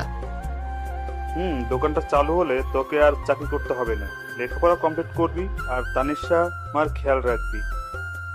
আব্বু, পরেরটা পরে দেখা যাবে, আগে তো শুরু করো। এইভাবেই আমাদের জীবনটা চলছিল। আপু আগের থেকে বেশি আমার উপর রাগ দেখায়, আবার অধিকারও খাটায়। মনে হয় যেন সত্যি আমি ওর বর। কখনো মনে হয় মেনে নিয়েছে, আবার কখনো মনে হয় এগুলো সবাইকে দেখানোর জন্য করছে। একদিন আপু বলল, চল আজকে আমরা ঘুরতে যাই। কোথায় যাবেন? চা বাগান দেখতে যাই। আমার ভালো লাগছে না। কি? আরেকবার বল, দেখ আমি তোর কি অবস্থা করি। আচ্ছা চলেন। এই তো গুড বয়। এ কেমন মেয়ে রে বাবা, একবার রাগ দেখায় আবার রাগ নেই, সব শেষ হয়ে যায়। ও আল্লাহ, কেমন মেয়ের পাল্লাই ফেললে। স্বামী হিসেবে মানে না, কিন্তু স্বামীর অধিকার ঠিক কাটায়। মন চায় কচু গাছের লগে ফাঁস দিয়ে মরে যায়। আল্লাহ আমায় উঠাই লও। আমি রেডি হয়ে আপুর জন্য অপেক্ষা করতে লাগলাম। মেয়েদের এই একটাই জিনিস, কোথাও যাইতে হলে মেকআপ নামের জিনিস তাদের দিতে হইব। কত সময় ধরে অপেক্ষা করতেছি, আসার কোনো নামই নেই। হলো আপনার? এই তো চল। আপুর দিকে তাকাতেই আবারও ক্রাশ খেলাম। নীল জামার সাথে ম্যাচিং করে চুড়ি, চোখে কাজল, অসম্ভব সুন্দর লাগছে, পরীর মতো লাগছে। কি আর বলমু ভাই, এগুলো শুধু নাটকে আর গল্পে সম্ভব। জীবনে তো একটা পরীর মতো সুন্দর মাইয়া দেখলাম না, পরী নামের পেতনি দেখছি। কি হলো, হা করে কি দেখছিস? পরী দেখি। এখানে পরি পাইলি কই? আমার সামনে। মুখ ফসকে কথাটা বলে ফেললাম। আমার কথা শুনে আপু কিছুটা লজ্জা পেয়ে যায়। আর পরি দেখতে হবে না, চল। চলেন। তারপর আমি গিয়ে আমার বাইকটা বের করলাম। আপু এসে দাঁড়িয়ে আছে। উঠবেন না? উঠছি তো। বলেই আপু বাইকে উঠে আমার কাঁধে হাত রাখলো। কাঁধে হাত দিতেই অন্যরকম অনুভূতি হচ্ছিল। এই প্রথম বাইকে কোনো মেয়েকে নিয়ে উঠলাম। চাচাতো বউকে নিয়ে বাইক চালাচ্ছি, খুব ফিলিংস হচ্ছে। এই ফিলিংসটা আপনাদের বলে বোঝাতে পারবো না। তারপর বাইকটা স্টার্ট করে চালাতে শুরু করলাম। কিছুক্ষণ পর বাইকের স্পিডটা একটু বাড়িয়ে দিতেই আপু আমাকে শক্ত করে জড়িয়ে ধরে। এতক্ষণ এটাই তো চাইছিলাম, নরম শরীরের স্পর্শ, খুব ভালো লাগছিল। কিছুক্ষণ পর আমরা শ্রীমঙ্গল বদ্ধভূমি 71 চলে আসলাম, চায়ের রাজধানী শ্রীমঙ্গল। আমরা বাইক থেকে নামতেই আপু আমার হাত শক্ত করে জড়িয়ে হাঁটতে লাগলো। খুব ভালো লাগছিল তখন। আপু নীরবতা ভেঙে বলল, রাহি। বলেন। সরি। সরি মানে কেন? আমি তোকে মন থেকে স্বামী হিসেবে মানি না, কিন্তু সব সময় তোর উপর অধিকার দেখাই। না ঠিক আছে, আমি কিছু মনে করি না, সব আমার কপালের দোষ। এমন করে বলছিস কেন? কেমন করে বললাম আবার? কিছু না। কিছুক্ষণ আপুর কিছু পিক তুলে দিয়ে আমি বললাম, কিছু খাবেন? আইসক্রিম নিয়ে আয়। আমি তো জানি মেয়েরা ফুচকা পাগলি হয়, কিন্তু আপনি আইসক্রিম পাগলি কেন? এমনি। তোর কোনো সমস্যা? না, আনছি আমি। আইসক্রিম নিয়ে এলাম, তারপর বললাম, এই নেন আপনার আইসক্রিম। একটা কেন, তুই খাবি না? না, ওসব আমি খাই না, আপনি খান। ওকে। আইসক্রিমটা হাতে নিয়ে বাচ্চাদের মতো খেতে লাগলো। এত বড় একটা মেয়ে হয়ে বাচ্চাদের মতো আইসক্রিম খাচ্ছে, কি অদ্ভুত ব্যাপারটা। আপু আইসক্রিম খাচ্ছে আর আমি তাকিয়ে শুধু দেখছি। কি ব্যাপার, অমন করে কি দেখছিস? কই না তো। আমি দেখেছি তুই আমার খাওয়া দেখছিলি। না। দেখতে হবে না, চাইলে তুই খেতে পারিস। না, আপনি খান। আমি বলছি তুই খাবি, এই নে। আমি খাবো না, আপনি খান। তুই খাবি নাকি আইসক্রিম তোর মুখে মেখে দিব? আচ্ছা ঠিক আছে। আমি আর কিছু না বলে হা করি। আপু আইসক্রিম আমার মুখে দিল। আমি খেতে না চাইলেও বাধ্য হয়ে খেতে হলো। রাগ করলি? আমি সবার উপরে রাগ করি না। ও তো কার কার উপর রাগ করিস না একটু শুনি। আপনাকে বলবো কেন? আর কিছু না বলে ঘোরাঘুরি করে বাড়ির উদ্দেশ্যে রওনা দিলাম। রাস্তায় হঠাৎ আমার একটা ফ্রেন্ড মিতুর সাথে দেখা। কিরে রাহি, কেমন আছিস? এই তো আলহামদুলিল্লাহ ভালো। তুই? আমিও ভালো আছি। তো তোর কি খবর? এই তো আর কি। আমরা কথা বলছিলাম, হঠাৎ আপুর দিকে চোখ যেতেই দেখলাম আপুর আগে ফুলছে। কিছু বুঝলাম না। তোর সাথে মেয়েটাকে? ও হলো আপনার বউ তানিশা, আর তানিশাও আমার ফ্রেন্ড মিতু। হাই আপু, আপনি তো অনেক কিউট। ধন্যবাদ আপু। মিতুর সাথে কিছুক্ষণ কথা বলার পর বাড়িতে চলে এলাম। বাড়িতে আসতে আসতে সন্ধ্যা হয়ে গেছে। আমি ফ্রেশ হয়ে বিছানায় শুয়েছিলাম, তখন আপু রুমে আসলো। দেখে মনে হচ্ছে কোনো কারণে রেগে আছে। রুমে এসে আমার সাথে কোনো কথা বলেননি, আমিও বলিনি। রাতে আম্মু খাবার খেতে ডাকছে, তাই আমি খাওয়ার জন্য চলে এলাম। খাওয়া দাওয়া শেষ করে রুমে চলে আসি, এসেই শুয়ে পড়ি। তখন আপু রুমে আসলো। তখন আমি বললাম, কি ব্যাপার, আপনাকে এমন দেখাচ্ছে কেন? সারাদিন তো ঠিকই ছিলেন। আমার সাথে কথা বলবি না তুই? কেন, আমি আবার কি করলাম? মেয়ে মানুষ দেখলে এই গায়ে পড়ে কথা বলতে হবে, তাই না? কখন আবার মেয়েদের সাথে কথা বললাম? ও এখন তো মনে করিয়ে দিতে হবে। আসার সময় কি ওই মেয়ের সাথে কথা বলিসনি? এত হেসে হেসে কি কথা শুনি? ও তো আমার ভালো ফ্রেন্ড। তাহলে ওর কাছে যা, আমার সাথে কথা বলবি না। আমি ওর সাথে কথা বলছি, তাতে আপনার কি? আপনি এত রাখছেন কেন? আমারই তো সব। মানে? কিছু না। বলেই শুয়ে পড়লো। কি আজব মেয়ে রে বাবা, এখন দেখছি কারোর সাথে কথা বলতে দেবে না। নিজে তো ভালোভাবে কথা বলেই না, আবার অন্য কারোর সাথে কথা বললে রেগে যায়। মেয়েদের মন বোঝা আসলে অনেক কঠিন। কি কখন কি চায় তারাই ভালো জানে। কি বলছিস? আপনি এখনো ঘুমাননি? তুই ঘুমাবি না? ঘুমাচ্ছি। সকালে ঘুম থেকে উঠে তো অবাক, আপু আমাকে জড়িয়ে ধরে শুয়ে আছে। আমার শরীর কাঁপছে, হার্টবিট বেড়ে যাচ্ছে, কিন্তু কি আর করব, এত রোমান্টিক হলে তো চলবে না। আপুকে ডাকতে লাগলাম, আপু আমাকে জড়িয়ে ধরে শুয়ে আছে কেন? আমি আমার হাজবেন্ডকে জড়িয়ে আছি। তোর কোনো সমস্যা? আপনার হাজবেন্ড মানে বুঝলাম না। এখন ঘুমাতে দে, বেশি কথা বলিস না। আপনি ঘুমাবেন ভালো কথা, আমাকে তো ছাড়েন। আমার ইচ্ছে হয়েছে তাই ঘুমিয়েছি, ডিস্টার্ব করিস না তো এখন। হারামজাদি কয় কি, আমাকে জড়িয়ে আছে, আবার আমাকে বলছে ডিস্টার্ব না করতে। মনে হচ্ছে লাথি মেরে মঙ্গল গ্রহে পাঠিয়ে দেই। কিন্তু ততক্ষণে ভাবলাম, যদি সেখানে পাঠিয়ে দেই আমার কি হবে? আমি তো আপুকে ভালোবাসি। নিজেকে শান্ত করে বললাম, আপনি ঘুমান, আমি মানা করেছি নাকি? কিন্তু আমাকে ছাড়ুন। তারপর আপু আমাকে ছেড়ে দেয়। আপনি চাইলে আরো ঘুমাতে পারেন। আমি ফ্রেশ হয়ে নাস্তা করে রুমে এসে দেখি বাচ্চাদের মতো বালিশটাকে জড়িয়ে ধরে শুয়ে আছে। এটা দেখে আমার ঠোঁটের কোণায় হাসি ফুটে উঠেছে। কালকে দিনটা আমার কাছে অনেক ভালোই লাগছিল। যত দিন যাচ্ছে আপুর প্রতি দুর্বলতা কাজ করছে। কেন জানি অনেক ভালোবেসে ফেলেছি। আপুকে ছাড়া হয়তো এখন 1 সেকেন্ডও বাঁচতে পারবো না। আমি কি আমার মনের কথা বলে দিব? কিন্তু তখন যদি রেগে যায়? কিন্তু আমার মনের কথা না বলা পর্যন্ত তো আমি শান্তি পাচ্ছি না। সব সময় আপুর প্রতি ভালোবাসা, দুর্বলতা, ওকে স্পর্শ করার ইচ্ছা, ওর প্রতি নেশা আমার ভেতরটাকে শেষ করে ফেলছে। আচ্ছা, আপু কি আমাকে ভালোবাসে? ওর ব্যবহার দেখে তো তাই মনে হচ্ছে। আপুও আমাকে ভালোবাসে, কিন্তু বলতে পারছে না। আচ্ছা, আমি কি সরাসরি গিয়ে বলে দিব? আমরা কি সবকিছু ভুলে দুজন দুজনকে ভালোবাসতে পারি না? আজকে বলে দিব, যা হবার হবে। এদিকে তানিশা ঘুম থেকে উঠে আমাকে কোথাও খুঁজে পাচ্ছে না। সকাল থেকে একবারও দেখছে না। তানিশাও আমাকে ভালোবাসে, কিন্তু কখনো বলতে পারছে না। কারণ একে তো ও একটা মেয়ে, তার উপর আমি ওর চাচাতো ভাই, তার উপর ছোট লজ্জার কারণে বলতে পারছে না। কিন্তু মন থেকে রাহিকেই ভালোবাসে। রাত্রে বাড়ি আসার সময় আপুর জন্য আইসক্রিম, চকোলেট আর ফুল নিয়ে আসলাম। যেগুলো আপুর পছন্দ করে সেগুলো নিয়ে আসি। আজকে আমার মনের কথা বলেই দিব, পরে যা হবার দেখা যাবে। বাড়িতে এসে এগুলো নিয়ে সোজা আমার রুমে চলে এলাম। আমার রুমের মধ্যে ঢুকতে যাব, তখনই দেখি আপু কারোর সাথে ফোনে কথা বলছে। কি যেন মনে করে আর ভিতরে গেলাম না। দরজার ওপাশে দাঁড়িয়ে শুনতে লাগলাম, হ্যাঁ আমি সত্যি ওকে ভালোবাসি আর ওর সাথে সারা জীবন থাকতে চাই, কিন্তু এই ঝামেলাটা থেকে আগে বের হই, তারপর আব্বু আম্মুকে সব বলে আমরা দুজন হানিমুনে যাব।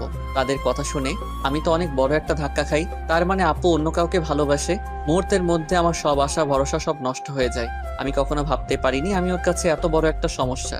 আমি ফুলগুলো ফেলে দিয়ে আইসক্রিম আর চকলেট চুটকিকে দিয়ে দিলাম। না নয়, আমি ওকে মুক্ত করে দিব। আমি তাদের মাঝে ঝামেলা হয়ে থাকতে চাই না। তাই অনেক কিছু ভেবে সিদ্ধান্ত নিলাম আমি ওকে ডিভোর্স দিয়ে দিব। ও যদি অন্য কাউকে নিয়ে সুখে থাকতে চায় আমি বাধা দিব না। আমি রুমে ঢুকতেই আপু ফোন রেখে দেয়। সারাদিন কই ছিলি? একবারও বাড়িতে দেখলাম না। একটা কাজ ছিল। সারাদিন কিছু খেয়েছিস? দাঁড়া, আমি তোর জন্য খাবার আনছি। না না, আমি খাবো না, বাইরে থেকে খেয়ে এসেছি। যে কথাগুলো শুনেছি আর খাবার মুখে দিয়ে কি আর যাবে। তোর সাথে আমার কিছু কথা ছিল। বলেন। অনেকদিন থেকে বলতে চেয়েছিলাম কিন্তু বলতে পারিনি। জানি না এই বিষয়টা তুই কিভাবে নিবি। অত কিছু না বলে আসল কথাটা বলেই ফেলুন। আসলে আমি তোকে ডিভোর্স দিতে চান, তাই তো? মানে মানেটা খুব সহজ। আপনি আর এই মিথ্যা সম্পর্ক রাখতে চান না, তাই আমাকে ডিভোর্স দিতে চান। সমস্যা নেই, দিয়ে দিব। আপনার ইচ্ছা আমি খুব তাড়াতাড়ি পূরণ করে দিব। আমি ডিভোর্স পেপার রেডি করছি। আপনি আপনার পছন্দ মতো একটা ছেলেকে বিয়ে করে নিয়েন। কিন্তু আমি তো বাড়িতে কিভাবে জানবেন? ওইটা আপনাকে চিন্তা করতে হবে না, আমি ম্যানেজ করে নিব। তারপর আমি আর আপুকে কিছু বলার সুযোগ না দিয়ে ফ্লোরে শুয়ে পড়লাম। আর বেশিক্ষণ কথা বললে হয়তো চোখ দিয়ে বন্যা শুরু হয়ে যেত।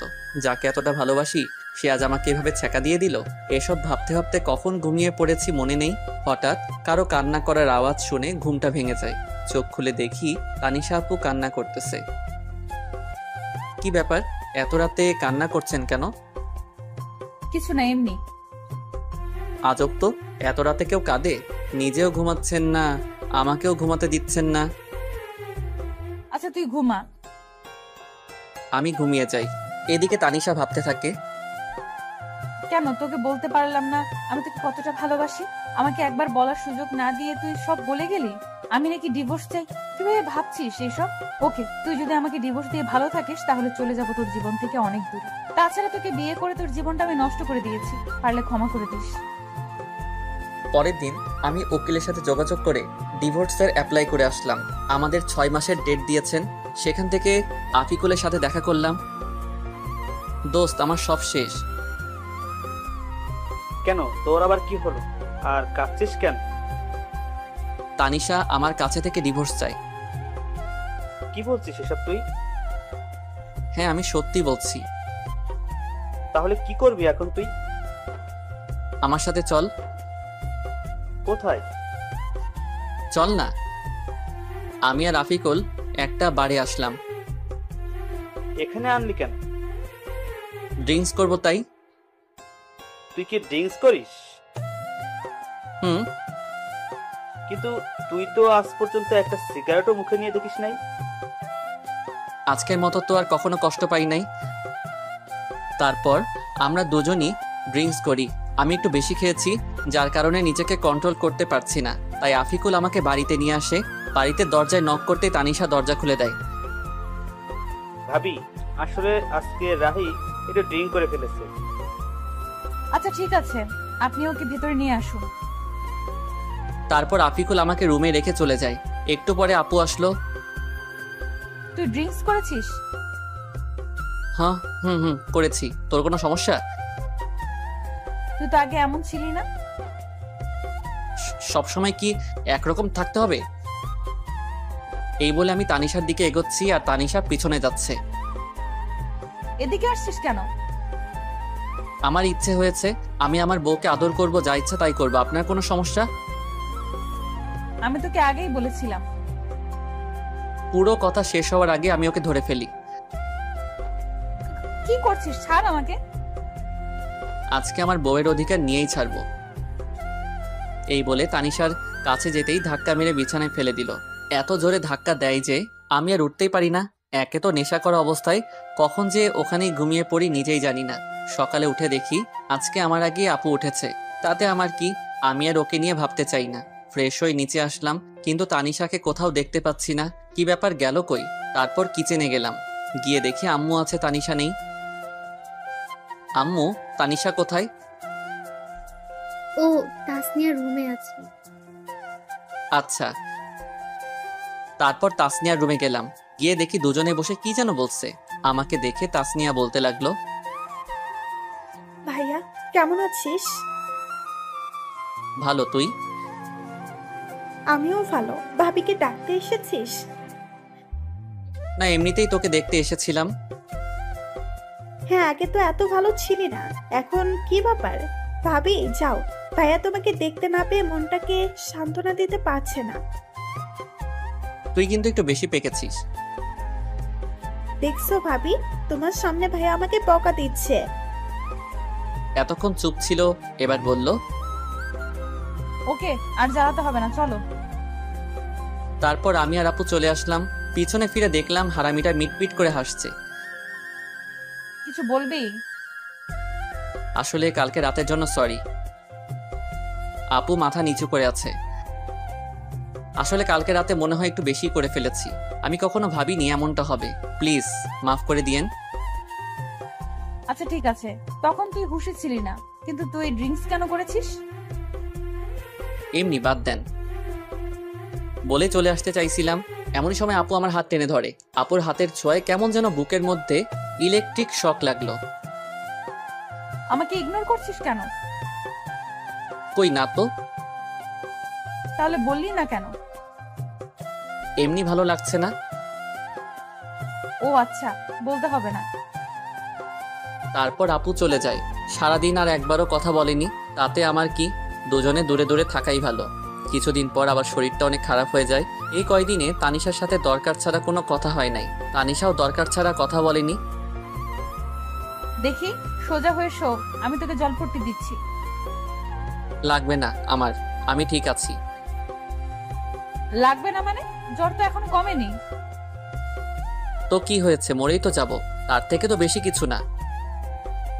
এত বেশি কেন বুঝিস সব সময়? আমি বেশি বুঝি, তাতে আপনার কি?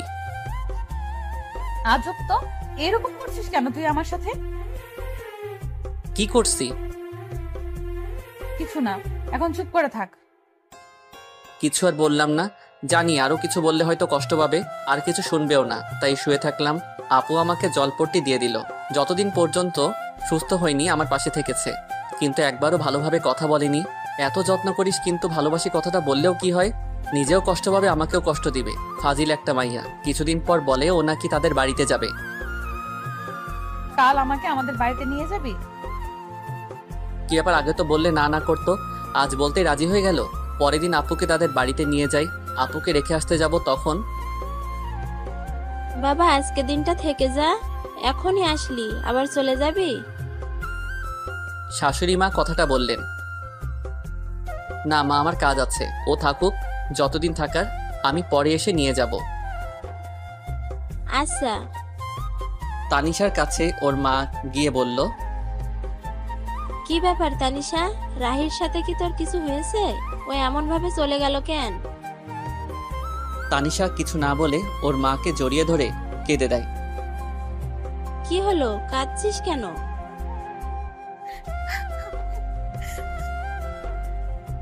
কি হয়েছে পাগলি মেয়ে, এভাবে কাঁদছিস কেন? রাহি কি তোকে কিছু বলেছে?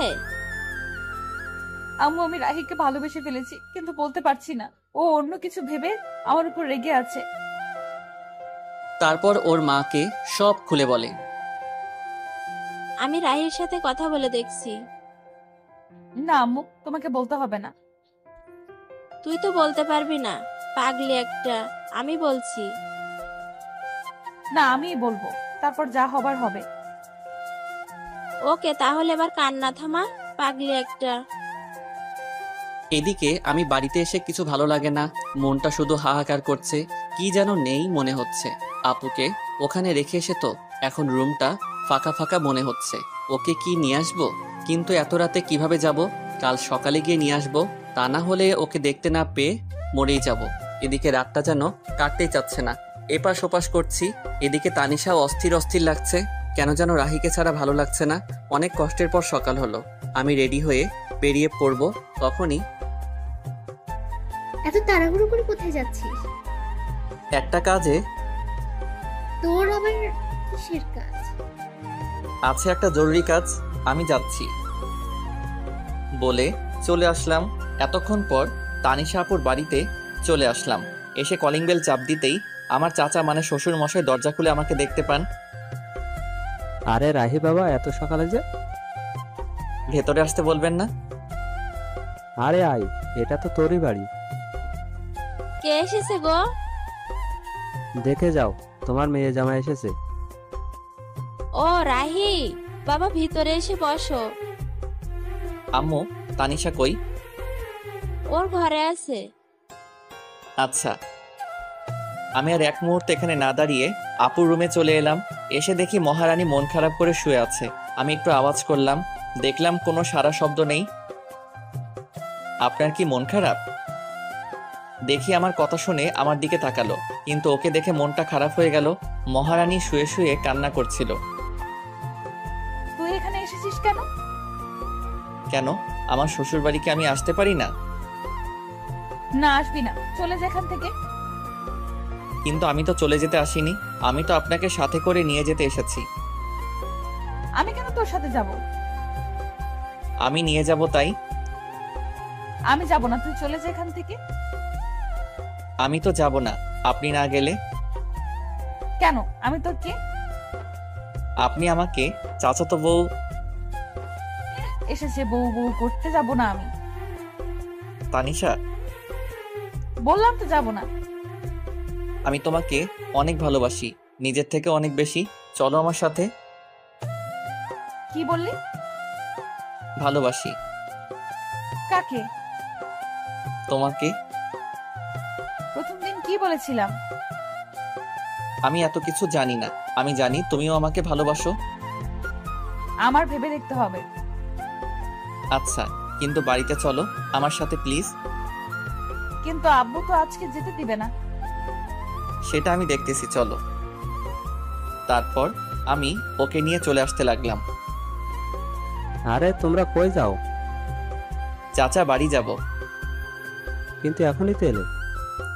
আমাদের দরকার আছে। ওদের যেতে দাও। তারপর আমি আর তানিশা বাড়ির উদ্দেশ্যে রওনা দিলাম। আজকে এসে আজকেই চলে গেল, বুঝলাম না, তুমি আটকালে না কেন? তারপর চাচি সব খুলে বললেন। এরা পারেও বটে, দেখো এখন সব ঠিক হয়ে যাবে। হুম। আমি তানিশাকে বাড়িতে নিয়ে আসলাম। বাড়িতে আসতে আম্মু বলল, কি রে, কালকে দিয়ে আসলি আবার আজকে নিয়ে আসলি? অমনিও থাকতে চাইছিল না তাই। এই জন্যই সকাল সকাল খুব জরুরি কাজ, এইটাই ছিল। আমি আর কথা না বলে তানিশাকে রুমে নিয়ে আসলাম। রুমে আসতে দেখি ও আমার দিকে রাগী লোক নিয়ে তাকিয়ে আছে। আমি ভয়ে বললাম, কি ব্যাপার, অমন করে তাকিয়ে আছেন কেন?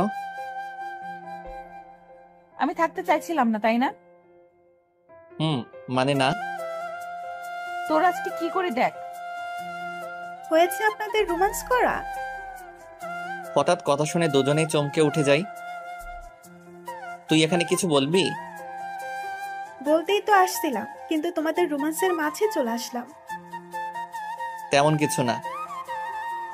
ভাইয়া, আমি কানা না, আমি তোর থেকে বেশি দেখতে পাই। কি বলবি বল। আমায় কিছু টাকা দে তো। কত লাগবে? 500। আব্বুর কাছে থেকে নে। না, তুই দে, আব্বু বকা দিবে। পরে এসে নিয়ে যাস। ওকে, তোরা রোমান্স চালিয়ে যা। তোকে আজকে। চুটকি দৌড়ে চলে যায়। তানিশার দিকে তাকিয়ে দেখি লজ্জায় লাল হয়ে আছে। চুটকি কোথায় এত লজ্জা পাবে জানতাম না, তবে এখন আরো বেশি কিউট লাগছে। রাতে খাবার খেয়ে আমি খেতা বালিশ নিয়ে নিচে শুতে যাব, তখন এই, তুই বিছানায় ঘুমা। আর আপনি? আমি বিছানায় ঘুমাবো। মানে আপনি আমার সাথে ঘুমাবেন?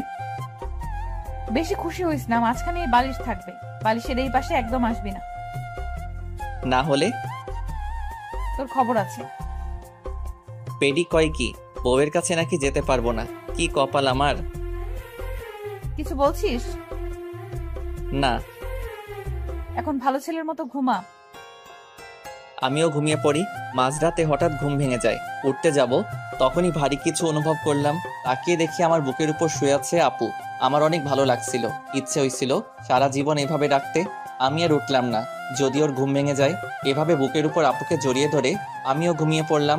সকালে আমার আগেই আপুর ঘুম ভেঙে যায়, দেখে আমি ওকে, ও আমাকে জড়িয়ে ধরে আছি। ও ওঠার চেষ্টা করতেই আমি আরো জোরে জড়িয়ে ধরি। এমনভাবে জড়িয়ে ধরে শুয়ে আছি আপু যেন বুঝতে পারে আমি ঘুমের ঘরে জড়িয়ে আছি।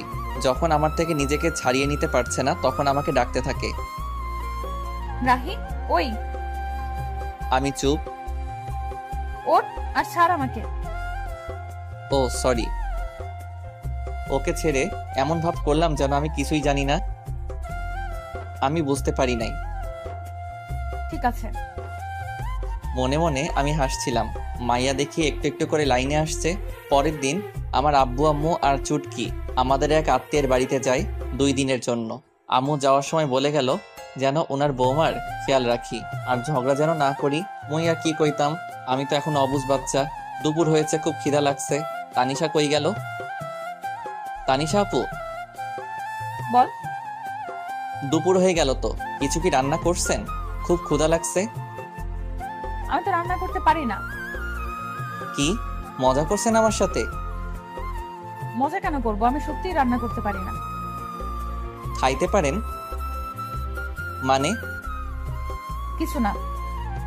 হারামজাদি কয় কি রান্না করতে পারে না, শুধু গিলতে পারে? মেয়ে হয়ে এখনো রান্না করতে শিখেননি? আম্মু কখনো রান্না করতে দেয়নি। মেয়ে মানুষ যখন হয়েছেন একটু তো রান্না করা শিখতে পারতেন। রান্না করতে পারেন না? বিয়ে করে বরকে কি করে খাওয়াতেন? এখন কি হবে আমার? বিয়ে তবে করলি কেন? শখে করি নাই, জোর করে করাইছে। যত সব। খিদের জ্বালায় কি সব বলেছি। খিদে লাগলে মাথা ঠিক থাকে না। আমি গিয়ে হোটেল থেকে খাবার এনে খেয়ে নিই। পরে মনে হলো তানিশাও কিছু খাই নাই, তাই খাবারগুলো নিয়ে ঘরে গেলাম। এই নেন, খাবারগুলো খেয়ে নেন। আমার মাথা ব্যথা করছে, আমি নিচে ঘুমাচ্ছি, আপনি খাবার খেয়ে নিয়েন। তারপর আমি গিয়ে ড্রয়িং রুমে ঘুমিয়ে পড়লাম। ঘুম ভাঙলে দেখি সন্ধ্যা নামবে।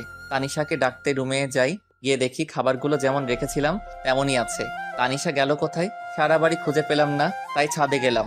গিয়ে দেখি মহারানী ছাদে দাঁড়িয়ে আছে। আমি গিয়ে ডাক দিতেই চোখ মুছে আমার দিকে তাকালো। বুঝলাম আমার কথায় অনেক কষ্ট পেয়েছে। খিদের জ্বালায় তখন আমার মাথা ঠিক ছিল না। আমার হয়তো এমনভাবে বলা ঠিক হয় নাই। এখনো খাবার খান নাই কেন? এমনি ভালো লাগছিল না। সরি, আমি আপনাকে সেভাবে বলতে চাইনি। প্লিজ আমাকে মাফ করে দিয়েন। না, সরি কেন বলছিস?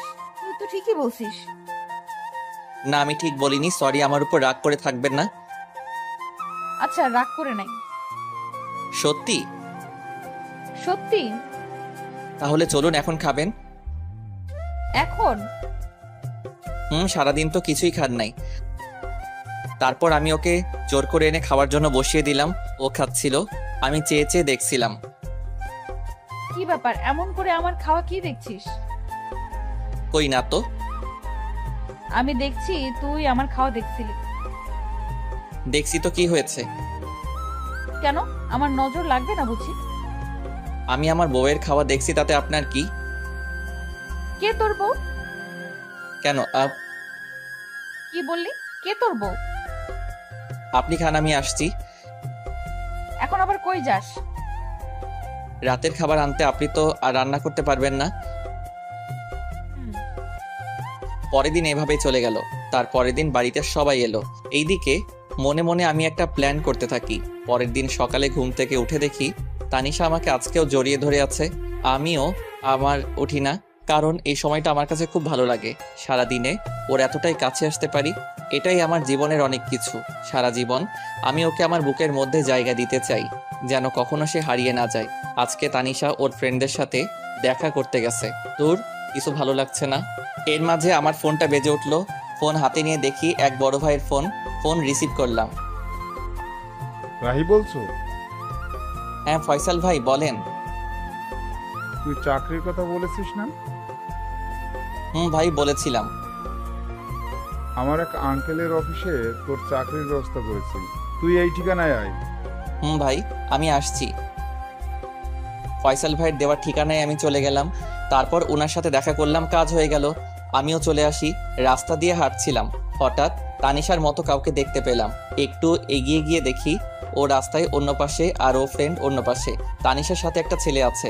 ওই ছেলেটা কে আর তানিশার সাথে কি করছে একটু এগিয়ে গেলাম, গিয়ে দেখি তানিশার হাত ধরে টানছে। এটা দেখে তো আমার মাথায় গরম হয়ে গেছে। তানিশার হাত ধরে টানছে আর কি যেন বলেছে। তানিশা, আমি তোকে অনেক ভালোবাসতাম, কি করলি তুই এটা? দেখ ইমন, আমার হাত ছাড়। আমি তোকে আমার ভালো একটা ফ্রেন্ড ভাবতাম, আর কিছু না। আর আমার বিয়ে হয়ে গেছে, তুই তো জানিসই সব। কি আছে ওই রাহির মধ্যে যা আমার মাঝে নাই? সেটা তুই নিজেকে জিজ্ঞেস কর। হাত ছাড় আমার। ঠিক আছে, এক রাতের জন্য হলেও তো তুই আমার হবি। বিশ্বাস কর, তোকে এক রাত নিজের করে পাওয়ার জন্য অনেক অপেক্ষা করেছি আমি। এমনিতেই মাথাটা গরম ছিল, তার উপর এমন কথা শুনে নিজেকে আর কন্ট্রোল করতে পারলাম না। সোজা গিয়ে ছেলেটার মুখে একটা ঘুষি দিলাম। এতে ছেলেটা কিছুটা দূরে সরে গেল। আমাকে দেখে আপু অবাক হয়ে তাকিয়ে আছে।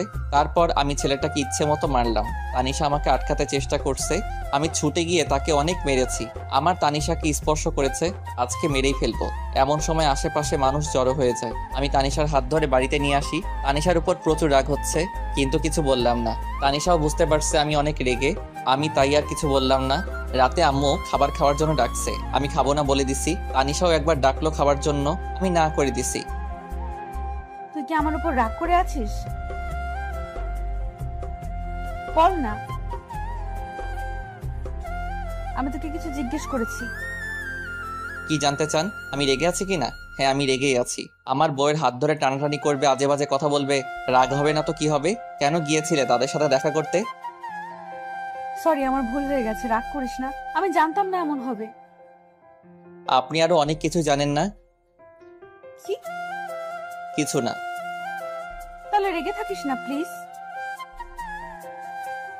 আমার দিকে তাকিয়ে একটু হাসি দে। আমি আর কি রাগ করে থাকবো? ওর মায়াবী চেহারা দেখলেই সবকিছু ভুলে যাই। ভালোবাসা মানুষের উপর, আর যাই হোক রাগ করে থাকা যায় না। তারপর একটা হাসি দিলাম। এই তো গুড বয়। অনেকদিন ফেসবুকে ঢোকা হয় না, তাই একটু ফেসবুকে ঢুকলাম। সময় কাটছিল না, তাই ভাবলাম 3-4টা মেয়ের সাথে চ্যাটিং করলে 2-3 ঘন্টা এমনি কেটে যাবে। তাই আমি ফেসবুকে চ্যাটিং করছিলাম। কখন যে আমার পাশে তানিশা এসে বসে আছে আমার খেয়ালই করি নাই।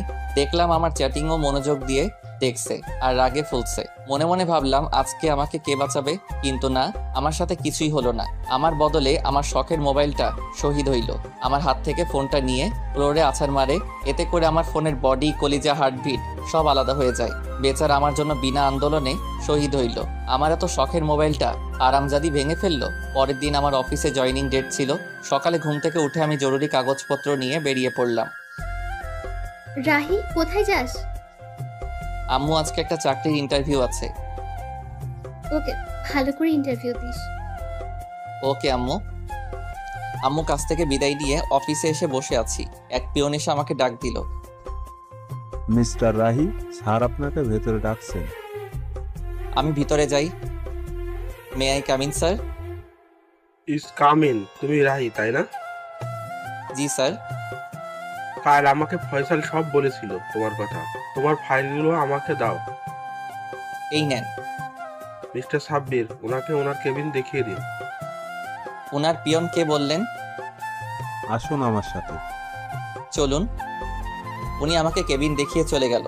আমি কিছুক্ষণ বসেছিলাম, তারপর স্যার ডাকলো। স্যার, আমার চাকরি হয়ে যাবে তো? আরে তোমার চাকরি তো কালকেই হয়ে গেছে। আমি শুধু তোমার ফাইলগুলো একটু দেখছিলাম। সত্যি স্যার?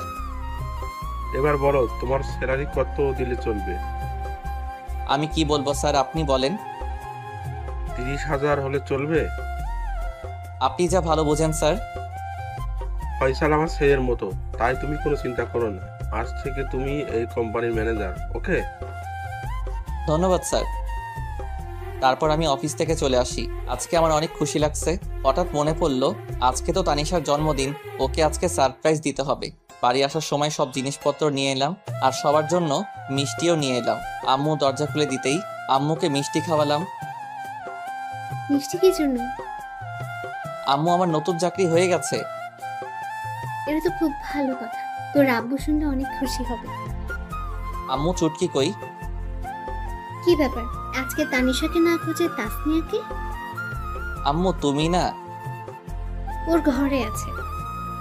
আমি গিয়ে চুটকির সাথে দেখা করলাম, তারপর রুমে চলে এলাম। তানিশাকে বললাম আমার সাথে একটু আসতে। কোথায় যাব? আমার সাথে চলুন না। তারপর আমি ওকে ছাদে নিয়ে গেলাম। ছাদে যাওয়ার আগেই আমি ওর চোখ বন্ধ করে নিলাম। কি করিস? চুপ।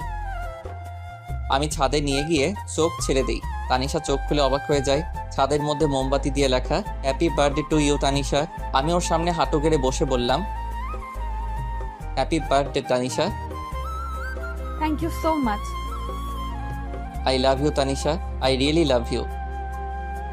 এই বলে আমি তানিশার হাতে আংটি পরিয়ে দেই, কিন্তু এর মধ্যে তানিশার কোনো রিয়াকশন নেই। আমি অবাক হয়ে যাই। কিছু বলছো না যে? আমি কি তোমার ভালোবাসার যোগ্য না? সেটা না।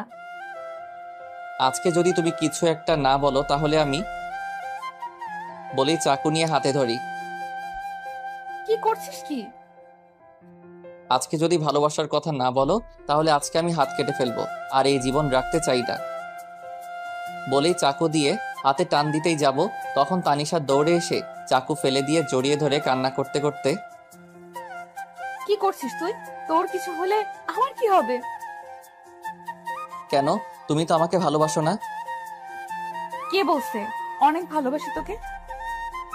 তাহলে বলনি কেন আগে? এমনি। তুই কখনো বলেছিস? বলেছি। ভালো করছিস। ভালোবাসি। জানি তো। অনেকক্ষণ তানিশা আর আমি একে অপরকে জড়িয়ে ধরে থাকি। কেকটা কাটো। তোর মনে ছিল? আমার একমাত্র বউয়ের জন্মদিন আমার মনে থাকবে না? হয়েছে হয়েছে, আর পাম মারতে হবে না। তারপর আমি আর তানিশা মিলে কেকটা কাটি। আমি ওকে খাইয়ে দেই আর ও আমাকে খাইয়ে দেয়। এই মুহূর্তটা আমার কাছে মনে হলো নতুন অনুভূতি। এতদিন পর আজকে আমার খুশি লাগছে। অনেক রাত হয়েছে, চলো এখন। এমন ভাবে যাব না। তাহলে? আমি হেঁটে যেতে পারবো না। তাহলে কিভাবে যাবেন? বুঝতে পারছিলাম ও আমার খুলে উঠে যাওয়া কথা বলছে, তার জন্য এমন করে বলেছে। আমি না বোঝার ভান করলাম। সব কথা কি মুখে বলতে হয়? বুঝতে পারছি। বলে তানিশাকে কুলে তুলে নিলাম, আমার গলা জড়িয়ে ধরলো। আমি ছাদ থেকে ওকে রুমে নিয়ে আসলাম। রুমে এসে তো তানিশা অবাক হয়ে যায়। রুমটা এত সুন্দর করে কে সাজালো? তানিশার পছন্দ সব ফুল দিয়ে সাজানো। পছন্দ হয়েছে?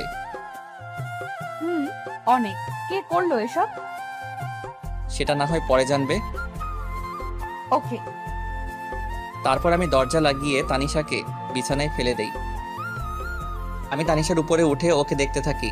তানিশা আমাকে ধাক্কা দেয়, কিন্তু লাভ হয় না। আমি ওর কাছে যেতেই তানিশা লজ্জায় চোখ বন্ধ করে নেয়। আমি ওর গোলাপি ঠোঁটে কিস করতেই ও কেঁপে ওঠে। আমি আস্তে আস্তে ওর ঠোঁটে কিস করতে করতে গলায় কিস করি। এরপর তানিশা নিজেই আমার উপর ঠোঁটে কিস করতে শুরু করে। তারপর আমার দুজনেই হারিয়ে যায় ভালোবাসার অতল সাগরে। সকালে আমার আগেই তানিশার ঘুমটা ভেঙে যায়। তানিশা দেখে আজকেও আমার বুকের উপর শুয়ে আছে। তানিশার কাছে আজকে সকালটা একদম অন্যরকম। অনেক খুশি খুশি লাগছে, কিন্তু কাল রাতের কথা মনে পড়তেই কিছুটা লজ্জা পাই। তাকিয়ে দেখে এখনো রাহি ঘুমিয়ে আছে। তাই রাহির কপালে আলতো করে একটা কিস দেয়। এতে রাহি তানিশাকে আরো শক্ত করে জড়িয়ে ধরে। তানিশা বুঝতে পারে রাহি জেগে আছে এখনো, তাই রাহির কাছ থেকে ছাড়ার জন্য চেষ্টা করে, কিন্তু পারে না। রাহি আরো শক্ত করে জড়িয়ে ধরে কিস দেয়। কি মশাই সারা রাত তো ঘুমাতে দেন নাই, এখন আবার কি? এখন ওইটা? একদম না, সারা রাত আদর করে শখ মেটেনি। না, এখন একটু। No mister. ওকে একটা কিস তো দিবা? ওকে, চোখ বন্ধ করো। কেন? এখন আবার লজ্জা কি? চোখ বন্ধ করতে বলছি, বন্ধ করো। ওকে। আমি চোখ বন্ধ করলাম। একটু পর তানিশা ওর ঠোঁটে আমার ঠোঁটের সাথে এক করে দিল। বাহ, সকাল সকাল এমন মিষ্টিকে ঘুম ভাঙলে লাইফটাই সুন্দর হয়ে যেত। তারপর তানিশা গোসল করতে চলে যায়। আমি শুয়ে রইলাম। তানিশা গোসল করে এসে দেখে আমি এখনো ঘুমিয়ে আছি। কি ব্যাপার, উঠবে না নাকি সারাদিন শুয়ে থাকবে? এই শোনো। তানিশা চুল মুছতে মুছতে আমার কাছে আসতেই আমি টান দিয়ে আমার কাছে নিয়ে আসি। এতে ওর ভিজা চুল আমার মুখের উপরে পড়ে। চুল থেকে এত সুন্দর সুগন্ধি আসছিল, সেটা মনে হয় সব পারফিউমকে হার মানাবে। তানিশা আমাকে মুখের উপর থেকে চুলগুলো সরিয়ে নেয়, মেজাজটা খারাপ করে দিল। কত সুন্দর লাগছিল, দিল তো 12টা বাজিয়ে। কি হলো এটা? তুমি তো আমাকে তোমার উপর ফেলে দিলে। চুলগুলো কেন সরালে? কত ভালো লাগছিল। আমি জানি না কি মাথা মোটা। কি বললে? কিছু না। আজকে তোমাকে এত সুন্দর লাগছে কেন? আগে সুন্দর লাগতো না বুঝি? আগে লাগতো, কিন্তু তার থেকে বেশি এখন লাগছে। মন চাচ্ছে সারাদিন আজকে তোমাকে আদর করি। চুপ বদমাইশ। এবার ছাড়ো, অনেক দেরি হয়ে যাচ্ছে, বাইরে যেতে হবে। ওকে। তানিশা চলে যায়, আমিও ঘুম থেকে উঠে ফ্রেশ হতে যাই। তানিশা কিচেনে আম্মুর কাছে গিয়েছে রান্না শিখতে। তুই এখানে কেন এলি? আমাকে তো কোনো কাজই করতে দাও না, তোমার একটু হেল্প করি। কি ব্যাপার, তুমি এইভাবে হাসতেছো কেন? তোকে কাজ করতে হবে না, রাহির কাছে যা। যাচ্ছি, তবে হাসছো কেন বলবে তো? তারপর তানিশা চলে যায় আমার কাছে। কি ব্যাপার ম্যাডাম? আম্মু আমাকে দেখে বারবার এভাবে হাসছে কেন? কি বলো? হ্যাঁ বললাম, হাসছো কেন? বলে কিছু না, তোমার কাছে যেতে বলেছে। আমি ওর দিকে একটু ভালো করে তাকিয়ে হাত ধরে ঘরে নিয়ে আসলাম। কি হলো, এইভাবে নিয়ে আসলে কেন? এই দেখো। আমি আয়নার কাছে ওকে দাঁড় করিয়ে গলায় আর ঘাড়ে দেখালাম। ও আল্লাহ, এসব দাগ! তুমি এসব না দেখে গিয়েছিলে কেন? আমি বুঝি নাই। সরি, কাল রাত হয়তো অনেক ব্যথা লেগেছে তোমার। আমার এমন করা ঠিক হয়নি। তোমার ভালোবাসার কাছে কখন যে ব্যথা লেগেছে বুঝতেই পারিনি। আমি সকালে নাস্তা করে অফিসে চলে গেলাম। আজকে প্রথম দিন, তাই লেট করলাম না। আমি অফিসে চলে আসায় তানিশার ভালো লাগছিল না, তাই ও চুটকির কাছে যায়। কি ব্যাপার ভাবি, আজকে তুমি এত সকালে উঠেছো? রোজই তো উঠি। আমি তো ভাবছি আজকে সারাদিন ঘুমাবে। কেন? কালকে রাতে এত কিছু করলাম তোমাদের জন্য, আমি তো ভাবছি আজকে সারাদিন তুমি ঘুমাবে। কি তার মানে তুই ঘরটা সাজাইছিলি? ছি, আর আমি জানতাম তোমাকে ভাই সারপ্রাইজ দিবে। আগে থেকেই সব জানতি, আমাকে বললি না? শয়তাননি। বললে ভাই আর কি হতো? আমার ভাই আমার কিউট ভাবিটাকে কত ভালোবাসে। তোরা দুই ভাই বোন আস্ত বদের হাড্ডি। আমার কিউট ভাবি। কি ব্যাপার, এত তেল মারছিস কেন? কিছু না। দুপুরের দিকে ভাবলাম তানিশাকে একটা ফোন দেই, খেয়েছে কিনা, কিন্তু পরক্ষণে মনে হলো আমার ফোন তো বিনা আন্দোলনে শহীদ হয়েছে। ফোনটা আর দেওয়া হলো না। ভাবলাম তানিশার হাতের ফোনটা নষ্ট, একটা কিনে দিতে হবে। বিকেলে বাড়িতে আসার সময় তানিশার জন্য আইসক্রিম আর চুটকির জন্য চকলেট নিয়ে আসলাম। দরজায় কলিং বেল দিতেই তানিশা এসে দরজা খুলে দিল। আইসক্রিমটা ওর হাতে দিলাম আর চকলেট চুটকিকে দেওয়ার জন্য বললাম। রাতে খাবার খেয়ে রুমে এসে বসে আছি, দেখি একটু পর তানিশা আসলো, এসে আমার পাশে বসলো। আমি ওর কাঁধে হাত রাখতেই সরিয়ে দিল, আবার হাত দিতে আবারও সরিয়ে দিল। কি ব্যাপার ম্যাডাম, আজকে এত রেগে আছেন যে? কালকে সব প্ল্যান চুটকি জানতো, তাই না? না মানে হ্যাঁ, ভয়ে। পিচ্চি মেয়েটাকে নিজের মতো করে তৈরি করছো? ও পিচ্ছি, এখনই সব বুঝে। তার মানে কিছু না বাবু। এই একদম আমাকে বাবু বলবি না, আমি কারো বাবু নয়। আরে সোনা, রাগ করছো কেন? নিজের করে পেতে একটু হেল্প করছে। এবার একটু কাছে আসো, আদর করি বলে জড়িয়ে ধরে কিস দিলাম। এবার হয়েছে তো, ছাড়ো আমায়, এখনো মন ভরে নাই। মন ভরে নাই, আরেকটা দিলে ভালো হতো। একটা কেন, 1000টা দিবা, তবে একটা শর্ত আছে, সেটা মানতে হবে। আগে বলো রাখবে, আমার কথা ঠান্ডা মাথায় জবাব দিবে। দিব, বলো। অফিসে কি কোনো মেয়ে আছে? তাদের সাথে কি তুমি কথা বলো? তানিশার কথা শুনে রাহি তো রাগে আগুন, কিন্তু কথা দেওয়ার কারণে ঠান্ডা মাথায় জবাব দিল, দেখো, অফিসে মেয়ে মানুষ থাকবে এটা স্বাভাবিক, কিন্তু তাদের সাথে প্রয়োজন ছাড়া কথা বলি না। তাদের সাথে কি হেসে হেসে কথা বলো? যদি বলো এখন থেকে আর বলবে না, কেমন? ঠিক আছে, কিন্তু তারা যদি বলে? বলবে এসব ঠিক নয়, আর বেশি বললে বলবে বউ বারণ করছে। কিন্তু অফিসে সবাই তো জানে আমি এখনো বিয়ে করিনি। কি? ওই হারামজাদা, তুই আমাকে বিয়ে করিস নাই, আদর করিস নাই, তারপরও কেন বলিস নাই তোর বিয়ে হয়েছে? এখন বুঝেছি, আমায় রেখে তুই অন্য মেয়েদের সাথে প্রেম করে বেড়াস। ছি ছি, তুই এত খারাপ। আরে কি বলো, কার সাথে প্রেম করতে যাব? আর কেনই বা করব, ঘরে এত সুন্দর বউ থাকতে। তুমি সত্যি অন্য মেয়েদের সাথে প্রেম করো না? না রে বাবা, সত্যি কারোর সাথে প্রেম করি না। আর তুমি এতদিনে এই চিনলে আমাকে? কাল অফিসে গিয়ে সবাইকে বলে দিবে তোমার বিয়ে হয়েছে।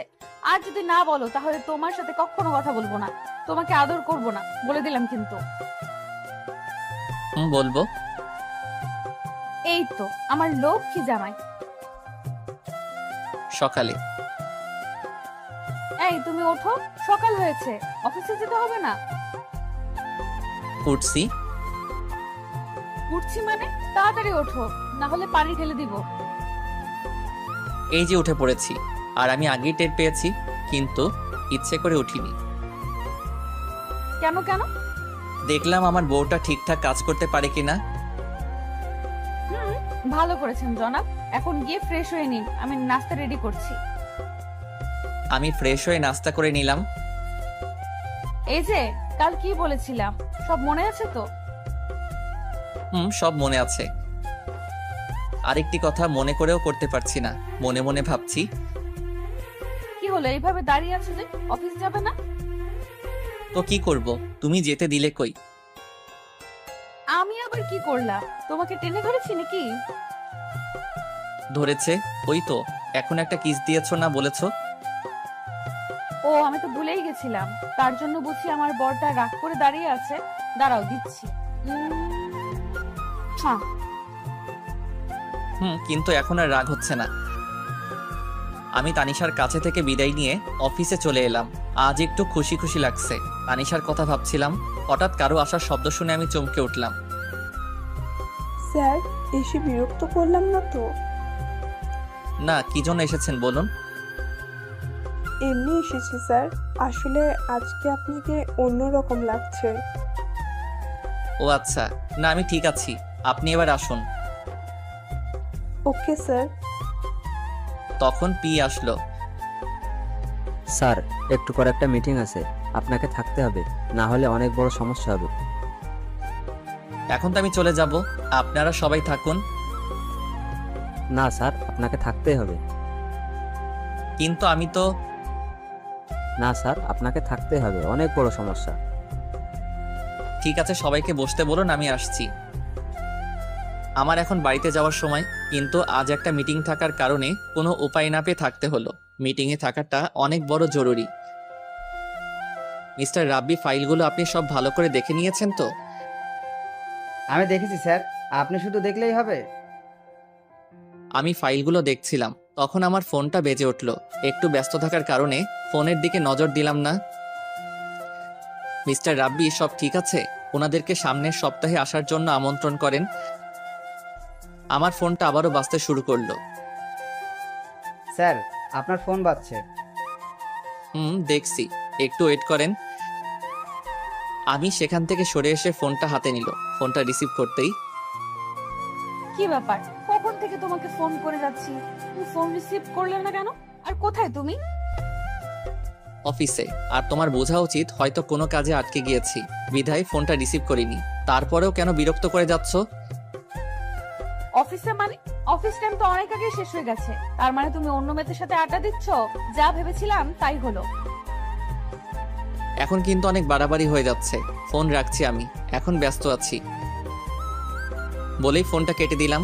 এভাবে রেগে কথা বলা আর হুট করে ফোন রেখে দেওয়ায় তানিশার একটু সন্দেহ হলো, আর মনে মনে ভাবছে তাহলে কি রাহি আমাকে ধোকা দিচ্ছে? না, এর শিকড় আমাকে টেনে বের করতেই হবে। মিটিং শেষ করে 2 ঘন্টা পর বাড়িতে আসলাম। এসে দরজায় কলিং বেল চাপ দিলাম, সাথে সাথেই তানিশা এসে দরজা খুলে দিল।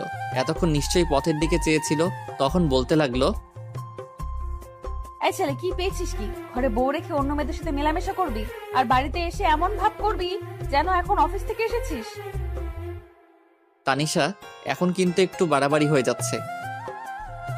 আমি বাড়াবাড়িই করছি, সত্যি বললাম তো, তাই শুনতে খারাপ লাগছে। আমি নিজের রাগ কন্ট্রোল করতে না পেরে নিজের গালে নিজেই 2টা থাপ্পড় মারি। এমনিতেই আজকে কাজের অনেক ধকল গেছে, তার উপর বাড়িতে আসতে না আসতে কি সব শুরু করে দিয়েছ। আমি তোমাকে আগেই বলেছি আমার কোনো মেয়ের সাথে মেলামেশা নেই। আগে যাই একটু কথা বলতাম, এখন তাও বলি না, কারণ তুমি আছো, তোমাকে নিয়েই ভাবতে চাই। তাহলে আজ এত লেট করলি কেন? ফোন করলাম, কথা না বলে কেটে দিলি। নিশ্চয়ই তখন পাশে কোনো মেয়ে ছিল। ছিল, তবে কোনো বাজে মেয়ে ছিল না। তাহলে কেন বললি না? কাজে আটকে গিয়েছিলাম, তার উপর একটা মিটিং ছিল। সরি, আগে বলনি কেন? তাহলে তো এত বাজেভাবে বকা দিতাম না। আমার বুকের উপর ঠুস করে মাথা রেখে কথাগুলো বলল, আমাকে বলার সুযোগ দিয়েছো তুমি। সরি বাবা, এবার ফ্রেশ হতে যাও। রাতে খাবার খেয়ে যে যার মতো রুমে চলে গেল। আমি রুমে এসে অভিমান করে বসে আছি। কি হলো, এভাবে মুখ গোমড়া করে বসে আছো কেন? কি হলো আমার পাগলটার? কি হলো, এভাবে মুখ গোমড়া করে বসে আছো কেন? কথা না বললে কিন্তু আমি অন্য রুমে চলে যাব বলে দিলাম। যাও না কেন, আটকে রেখেছে। তুমি এখনো আমার উপর রেগে আছো? এই যে কান ধরছে, আর কখনো এমন হবে না। সরি বাবু। এসব বলে কাজ হবে না, ঘুষ লাগবে। ঘুষ দেওয়া এবং নেওয়া আমি পছন্দ করি না। তানিশা বুঝতে পারছে আমি কিসের নেশায় ধরেছে, তাই একটু দুষ্টুমি করে বলল, তুমি পছন্দ করতে হবে না, আমি পছন্দ করি, তাই আমি ঘুষ নিব। আমি না দিলে তুমি কিভাবে নিবে? না দিলে জোর করে আদায় করে নিব। বলি তানিশার দিকে এগোচ্ছি, আর তানিশা পিছনে যাচ্ছে। একদম কাছে আসবে না, আসলে কি করব? খারাপ হয়ে যাবে কিন্তু। খারাপটাই তো দেখতে চাই। এই বলে আমি তানিশার কাছে গিয়ে গলায় কিস করে আস্তে আস্তে ঘাড়ে চুমু দিচ্ছিলাম। এরপর দুজনের নিঃশ্বাস ঘন হয়ে যায়। এরপর আমি তানিশাকে কোলে করে নিয়ে বিছানায় ফেলে দেই। অনেক খুনসুটি দুষ্টামি করে দুজনেই ঘুমিয়ে পড়ি। আজকে একটু বেলা হয়ে গেছে, কারো ওঠার নামগন্ধ নেই। তখন আম্মু ডাক দিল, কি হয়েছে রাহি? অনেক বেলা হয়ে গেছে, এখনো উঠছিস না? অফিসে দেরি হয়ে যাচ্ছে তো। আম্মু একটু ঘুমাই। আর ঘুমাতে হবে না, আর ঘুমালে তোমার অফিসে যাওয়া হবে না। আচ্ছা, উঠছি। তারপর আমি ফ্রেশ হয়ে নাস্তা করে অফিসে চলে এলাম। দেখি রাব্বি আমার কেবিনে বসে আছে। কি ব্যাপার? কিছু না স্যার, অন্য দিনের তুলনায় আজকে একটু লেট হয়েছে। আচ্ছা যাও, কাজ করো গিয়ে। রাব্বি চলে গেল। আমি কেবিনে বসে কাজ করছিলাম, তখন আমার ফোনটা কান্না করে উঠলো। ফোনটা হাতে নিয়ে দেখি অচেনা নম্বর। খুব বিজি, আমাকে একটু সময় দিতে পারো না? আপনি কোথাও ভুল করছেন, আমি আপনাকে চিনি না, আর নাম্বারটাও কোনোদিন দেখিনি। ও, এখন তো মনে থাকবেই না। বিয়ের আগে কত কিছু করেছো, বিয়ে করার সাথে সাথে সব শেষ। আপনি কে বলুন তো? বলবো না। ওকে ভাই, আমি ফোন রেখে দিলাম। এই না না, বলছি। আজ আম্মুর কাছ থেকে নতুন সিম নিয়েছি তোমার সাথে দুষ্টমি করব বলে। তাই তো, কি করেছে আমার বাবুটা? কথা বলছি জনাব, তুমি কি করছো? একটা মেয়ের কোলে মাথা রেখে শুয়ে আছি। কি বললি তুই হারামি? লুচ্চা বেটা, তোর সাথে কোনো কথা নাই। তুই কোনোদিন আমাকে বউ বলবি না। তানিশা ফোন রেখে দিল। আমি হাসতেছি, কেমন বোকা বানিয়ে দিলাম তানিশাকে।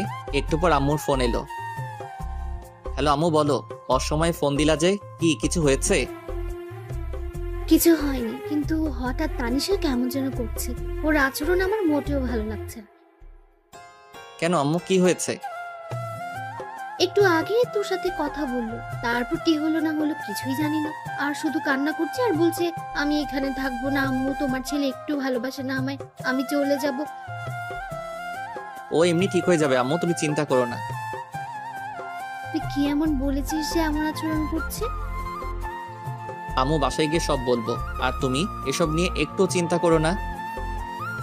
ফোন রেখে দেওয়ার পর থেকে কিছুই ভালো লাগছে না। ওর সাথে এমন দুষ্টমি না করলেও পারতাম। মেয়েটা এমন কেন? আমি বললাম আরো বিশ্বাস করে নিল। আজকে একটু তাড়াতাড়ি বাড়িতে ফিরলাম। বাড়িতে এসে তানিশাকে কোথাও দেখতে পাচ্ছি না। তানিশার কোনো সারা শব্দ নেই, তাই আম্মুকে বললাম, আম্মু আম্মু। কি হয়েছে? বাড়িতে এসে এভাবে চিল্লাচিল্লি করছিস কেন? আম্মু তানিশা কই? কখন থেকে ডাকছি, কোনো সারা শব্দ নেই। তানিশা ওর বাড়িতে চলে গেছে। আমি বললাম কি হয়েছে, আমার কথা না শুনে হন হন করে ব্যাগ নিয়ে চলে গেল। আমার এখন একদম ভালো লাগছে না তানিশা যাওয়ার পর থেকে।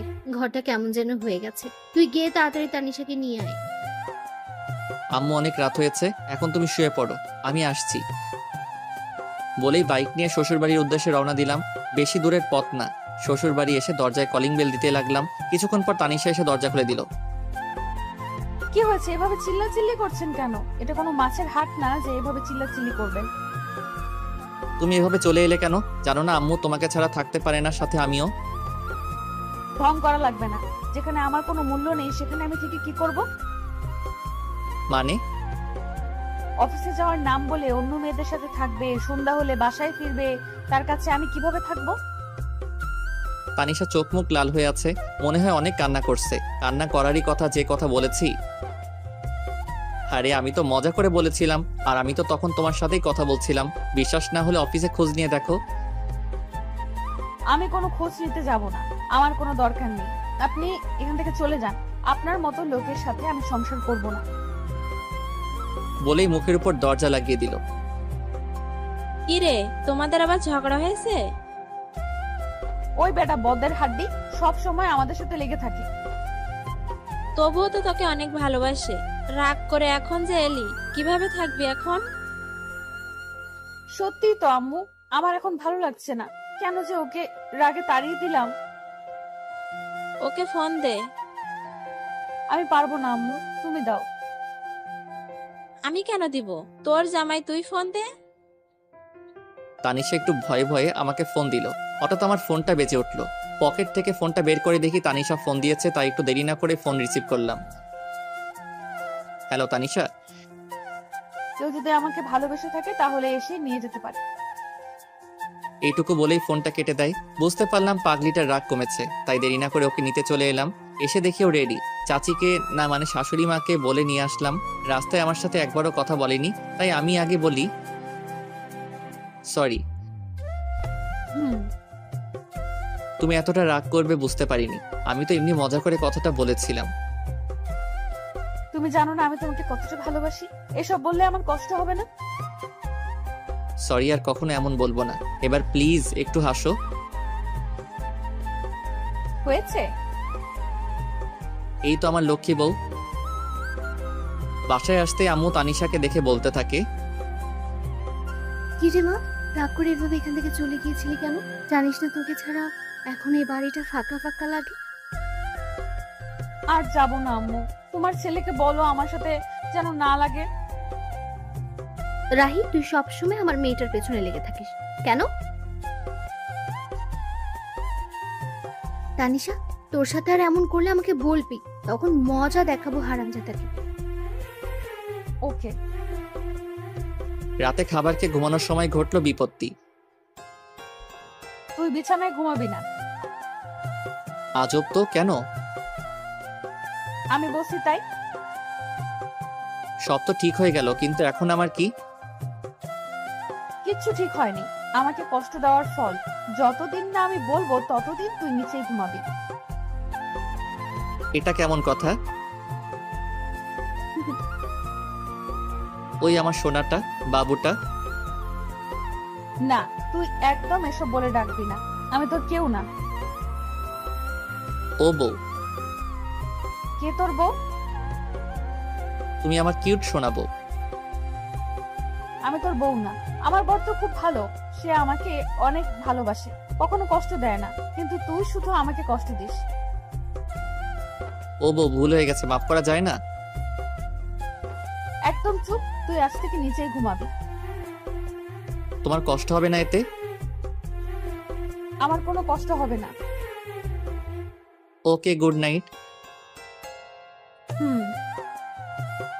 পরের দিন সকালে ঘুম থেকে উঠে দেখি আমি বিছানায়। কি ব্যাপার, আমি এখানে কিভাবে আসলাম? আমি তো ফ্লোরে ঘুমাইছিলাম। নিশ্চয়ই বান্দর নিয়ে এনেছে। থুক্কু তানিশা। মুখের কোণে অজান্তেই হাসি ফুটে উঠলো। পাগলি একটা, নিজেই নিচে ঘুমানোর কথা বললো, আবার নিজেই উপরে নিয়ে আসছে। ও বউ, চুপ। আমার সোনা বউ।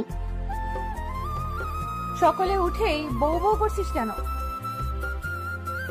ও আপু, আপনার এখনো রাগ কমেনি? কি বললি? আমি তোর আপু, তাই না? এবার তো মনে হয় আমি শেষ। না মানে চাচাতো বোন যখন বউ, তাই তো? একদম চুপ, বেয়াদব। রাগ কেন বাবু? সরি বলছি তো। রাগ তোর সরি, তোর সরির গুষ্টি মারি। তানিশার সাথে ঝগড়া করছিলাম, তখনই চুটকি এসে ডাক দিল। ভাইয়া, তোকে আর আপুকে আপু ডাকছে, তাড়াতাড়ি আয়। তুই যা, আসছি। তাড়াতাড়ি আয়। তারপর আমি আর তানিশা আব্বুর কাছে গেলাম। আব্বু কিছু বলবে? তোমাদের সাথে কিছু কথা ছিল। কি বাবা? আসলে তোমাদের বিয়ে করার পর অনেক সমস্যা গেছে আমাদের পরিবারের উপর।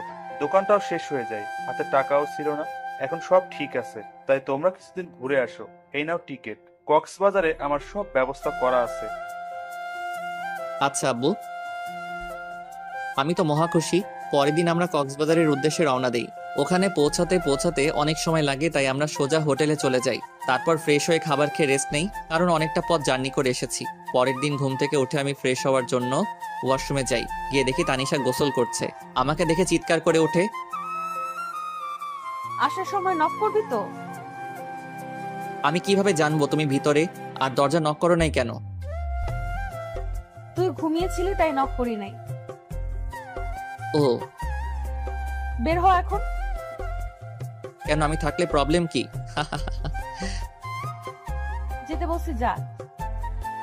না, আমি বাথরুমের দরজাটা নক করে ওর দিকে এগিয়ে যাই। তানিশা ভয় পিছনে যেতে থাকে। আমি তানিশার অ্যাক্টিভারের কাছে যেতেও ও চোখ বন্ধ করে নেয়। তারপর আমি চলে আসি। তানিশা হাত ছেড়ে বাঁচলো।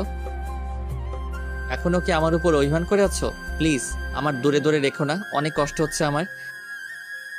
আমি গিয়ে ওর হাত ধরি। প্লিজ তানিশা কিছু না বলে আমাকে জড়িয়ে ধরে। কখনো ছেড়ে যাবি না তো? জীবন থাকতেও না। কখনো যাবে না তো?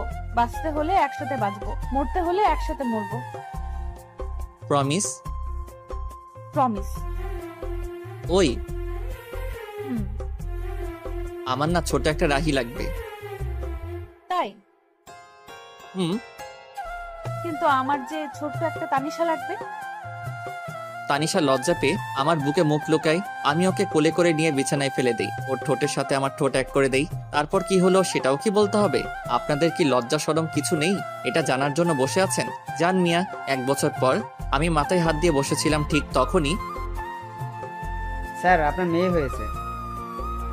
তানিশা কেমন আছে? ভালো না, শেষবারের মতো দেখে আসেন। কি বলছেন এসব?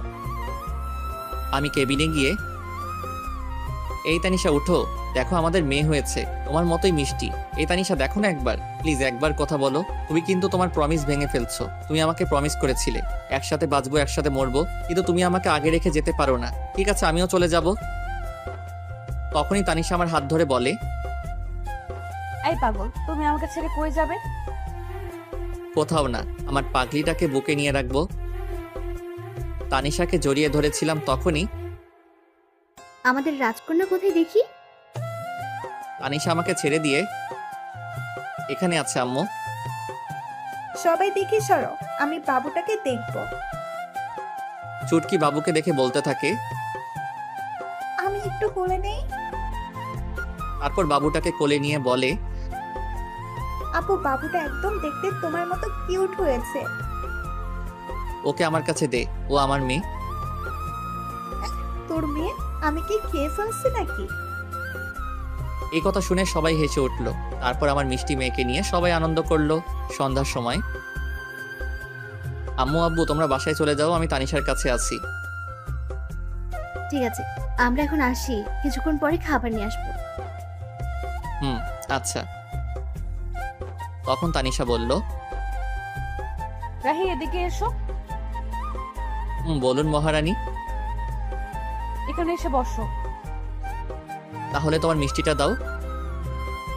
দেখছে তো? কে দেখছে? তোমার পাঠক পাঠিকা। এই যে পাঠক পাঠিকা ভাই বোন, আর কতদূর যাবেন? এখন আমাদের প্রেম করতে দেন। ভুল ত্রুটি হলে ক্ষমার দৃষ্টিতে দেখবেন। পুরো গল্পে আমার সাথে থাকার জন্য ধন্যবাদ। কেমন হয়েছে গল্পটি বড় করে কমেন্ট করে যাবেন। তারপরের গল্পটা দেখতে হলে অবশ্যই সঙ্গে থাকবেন।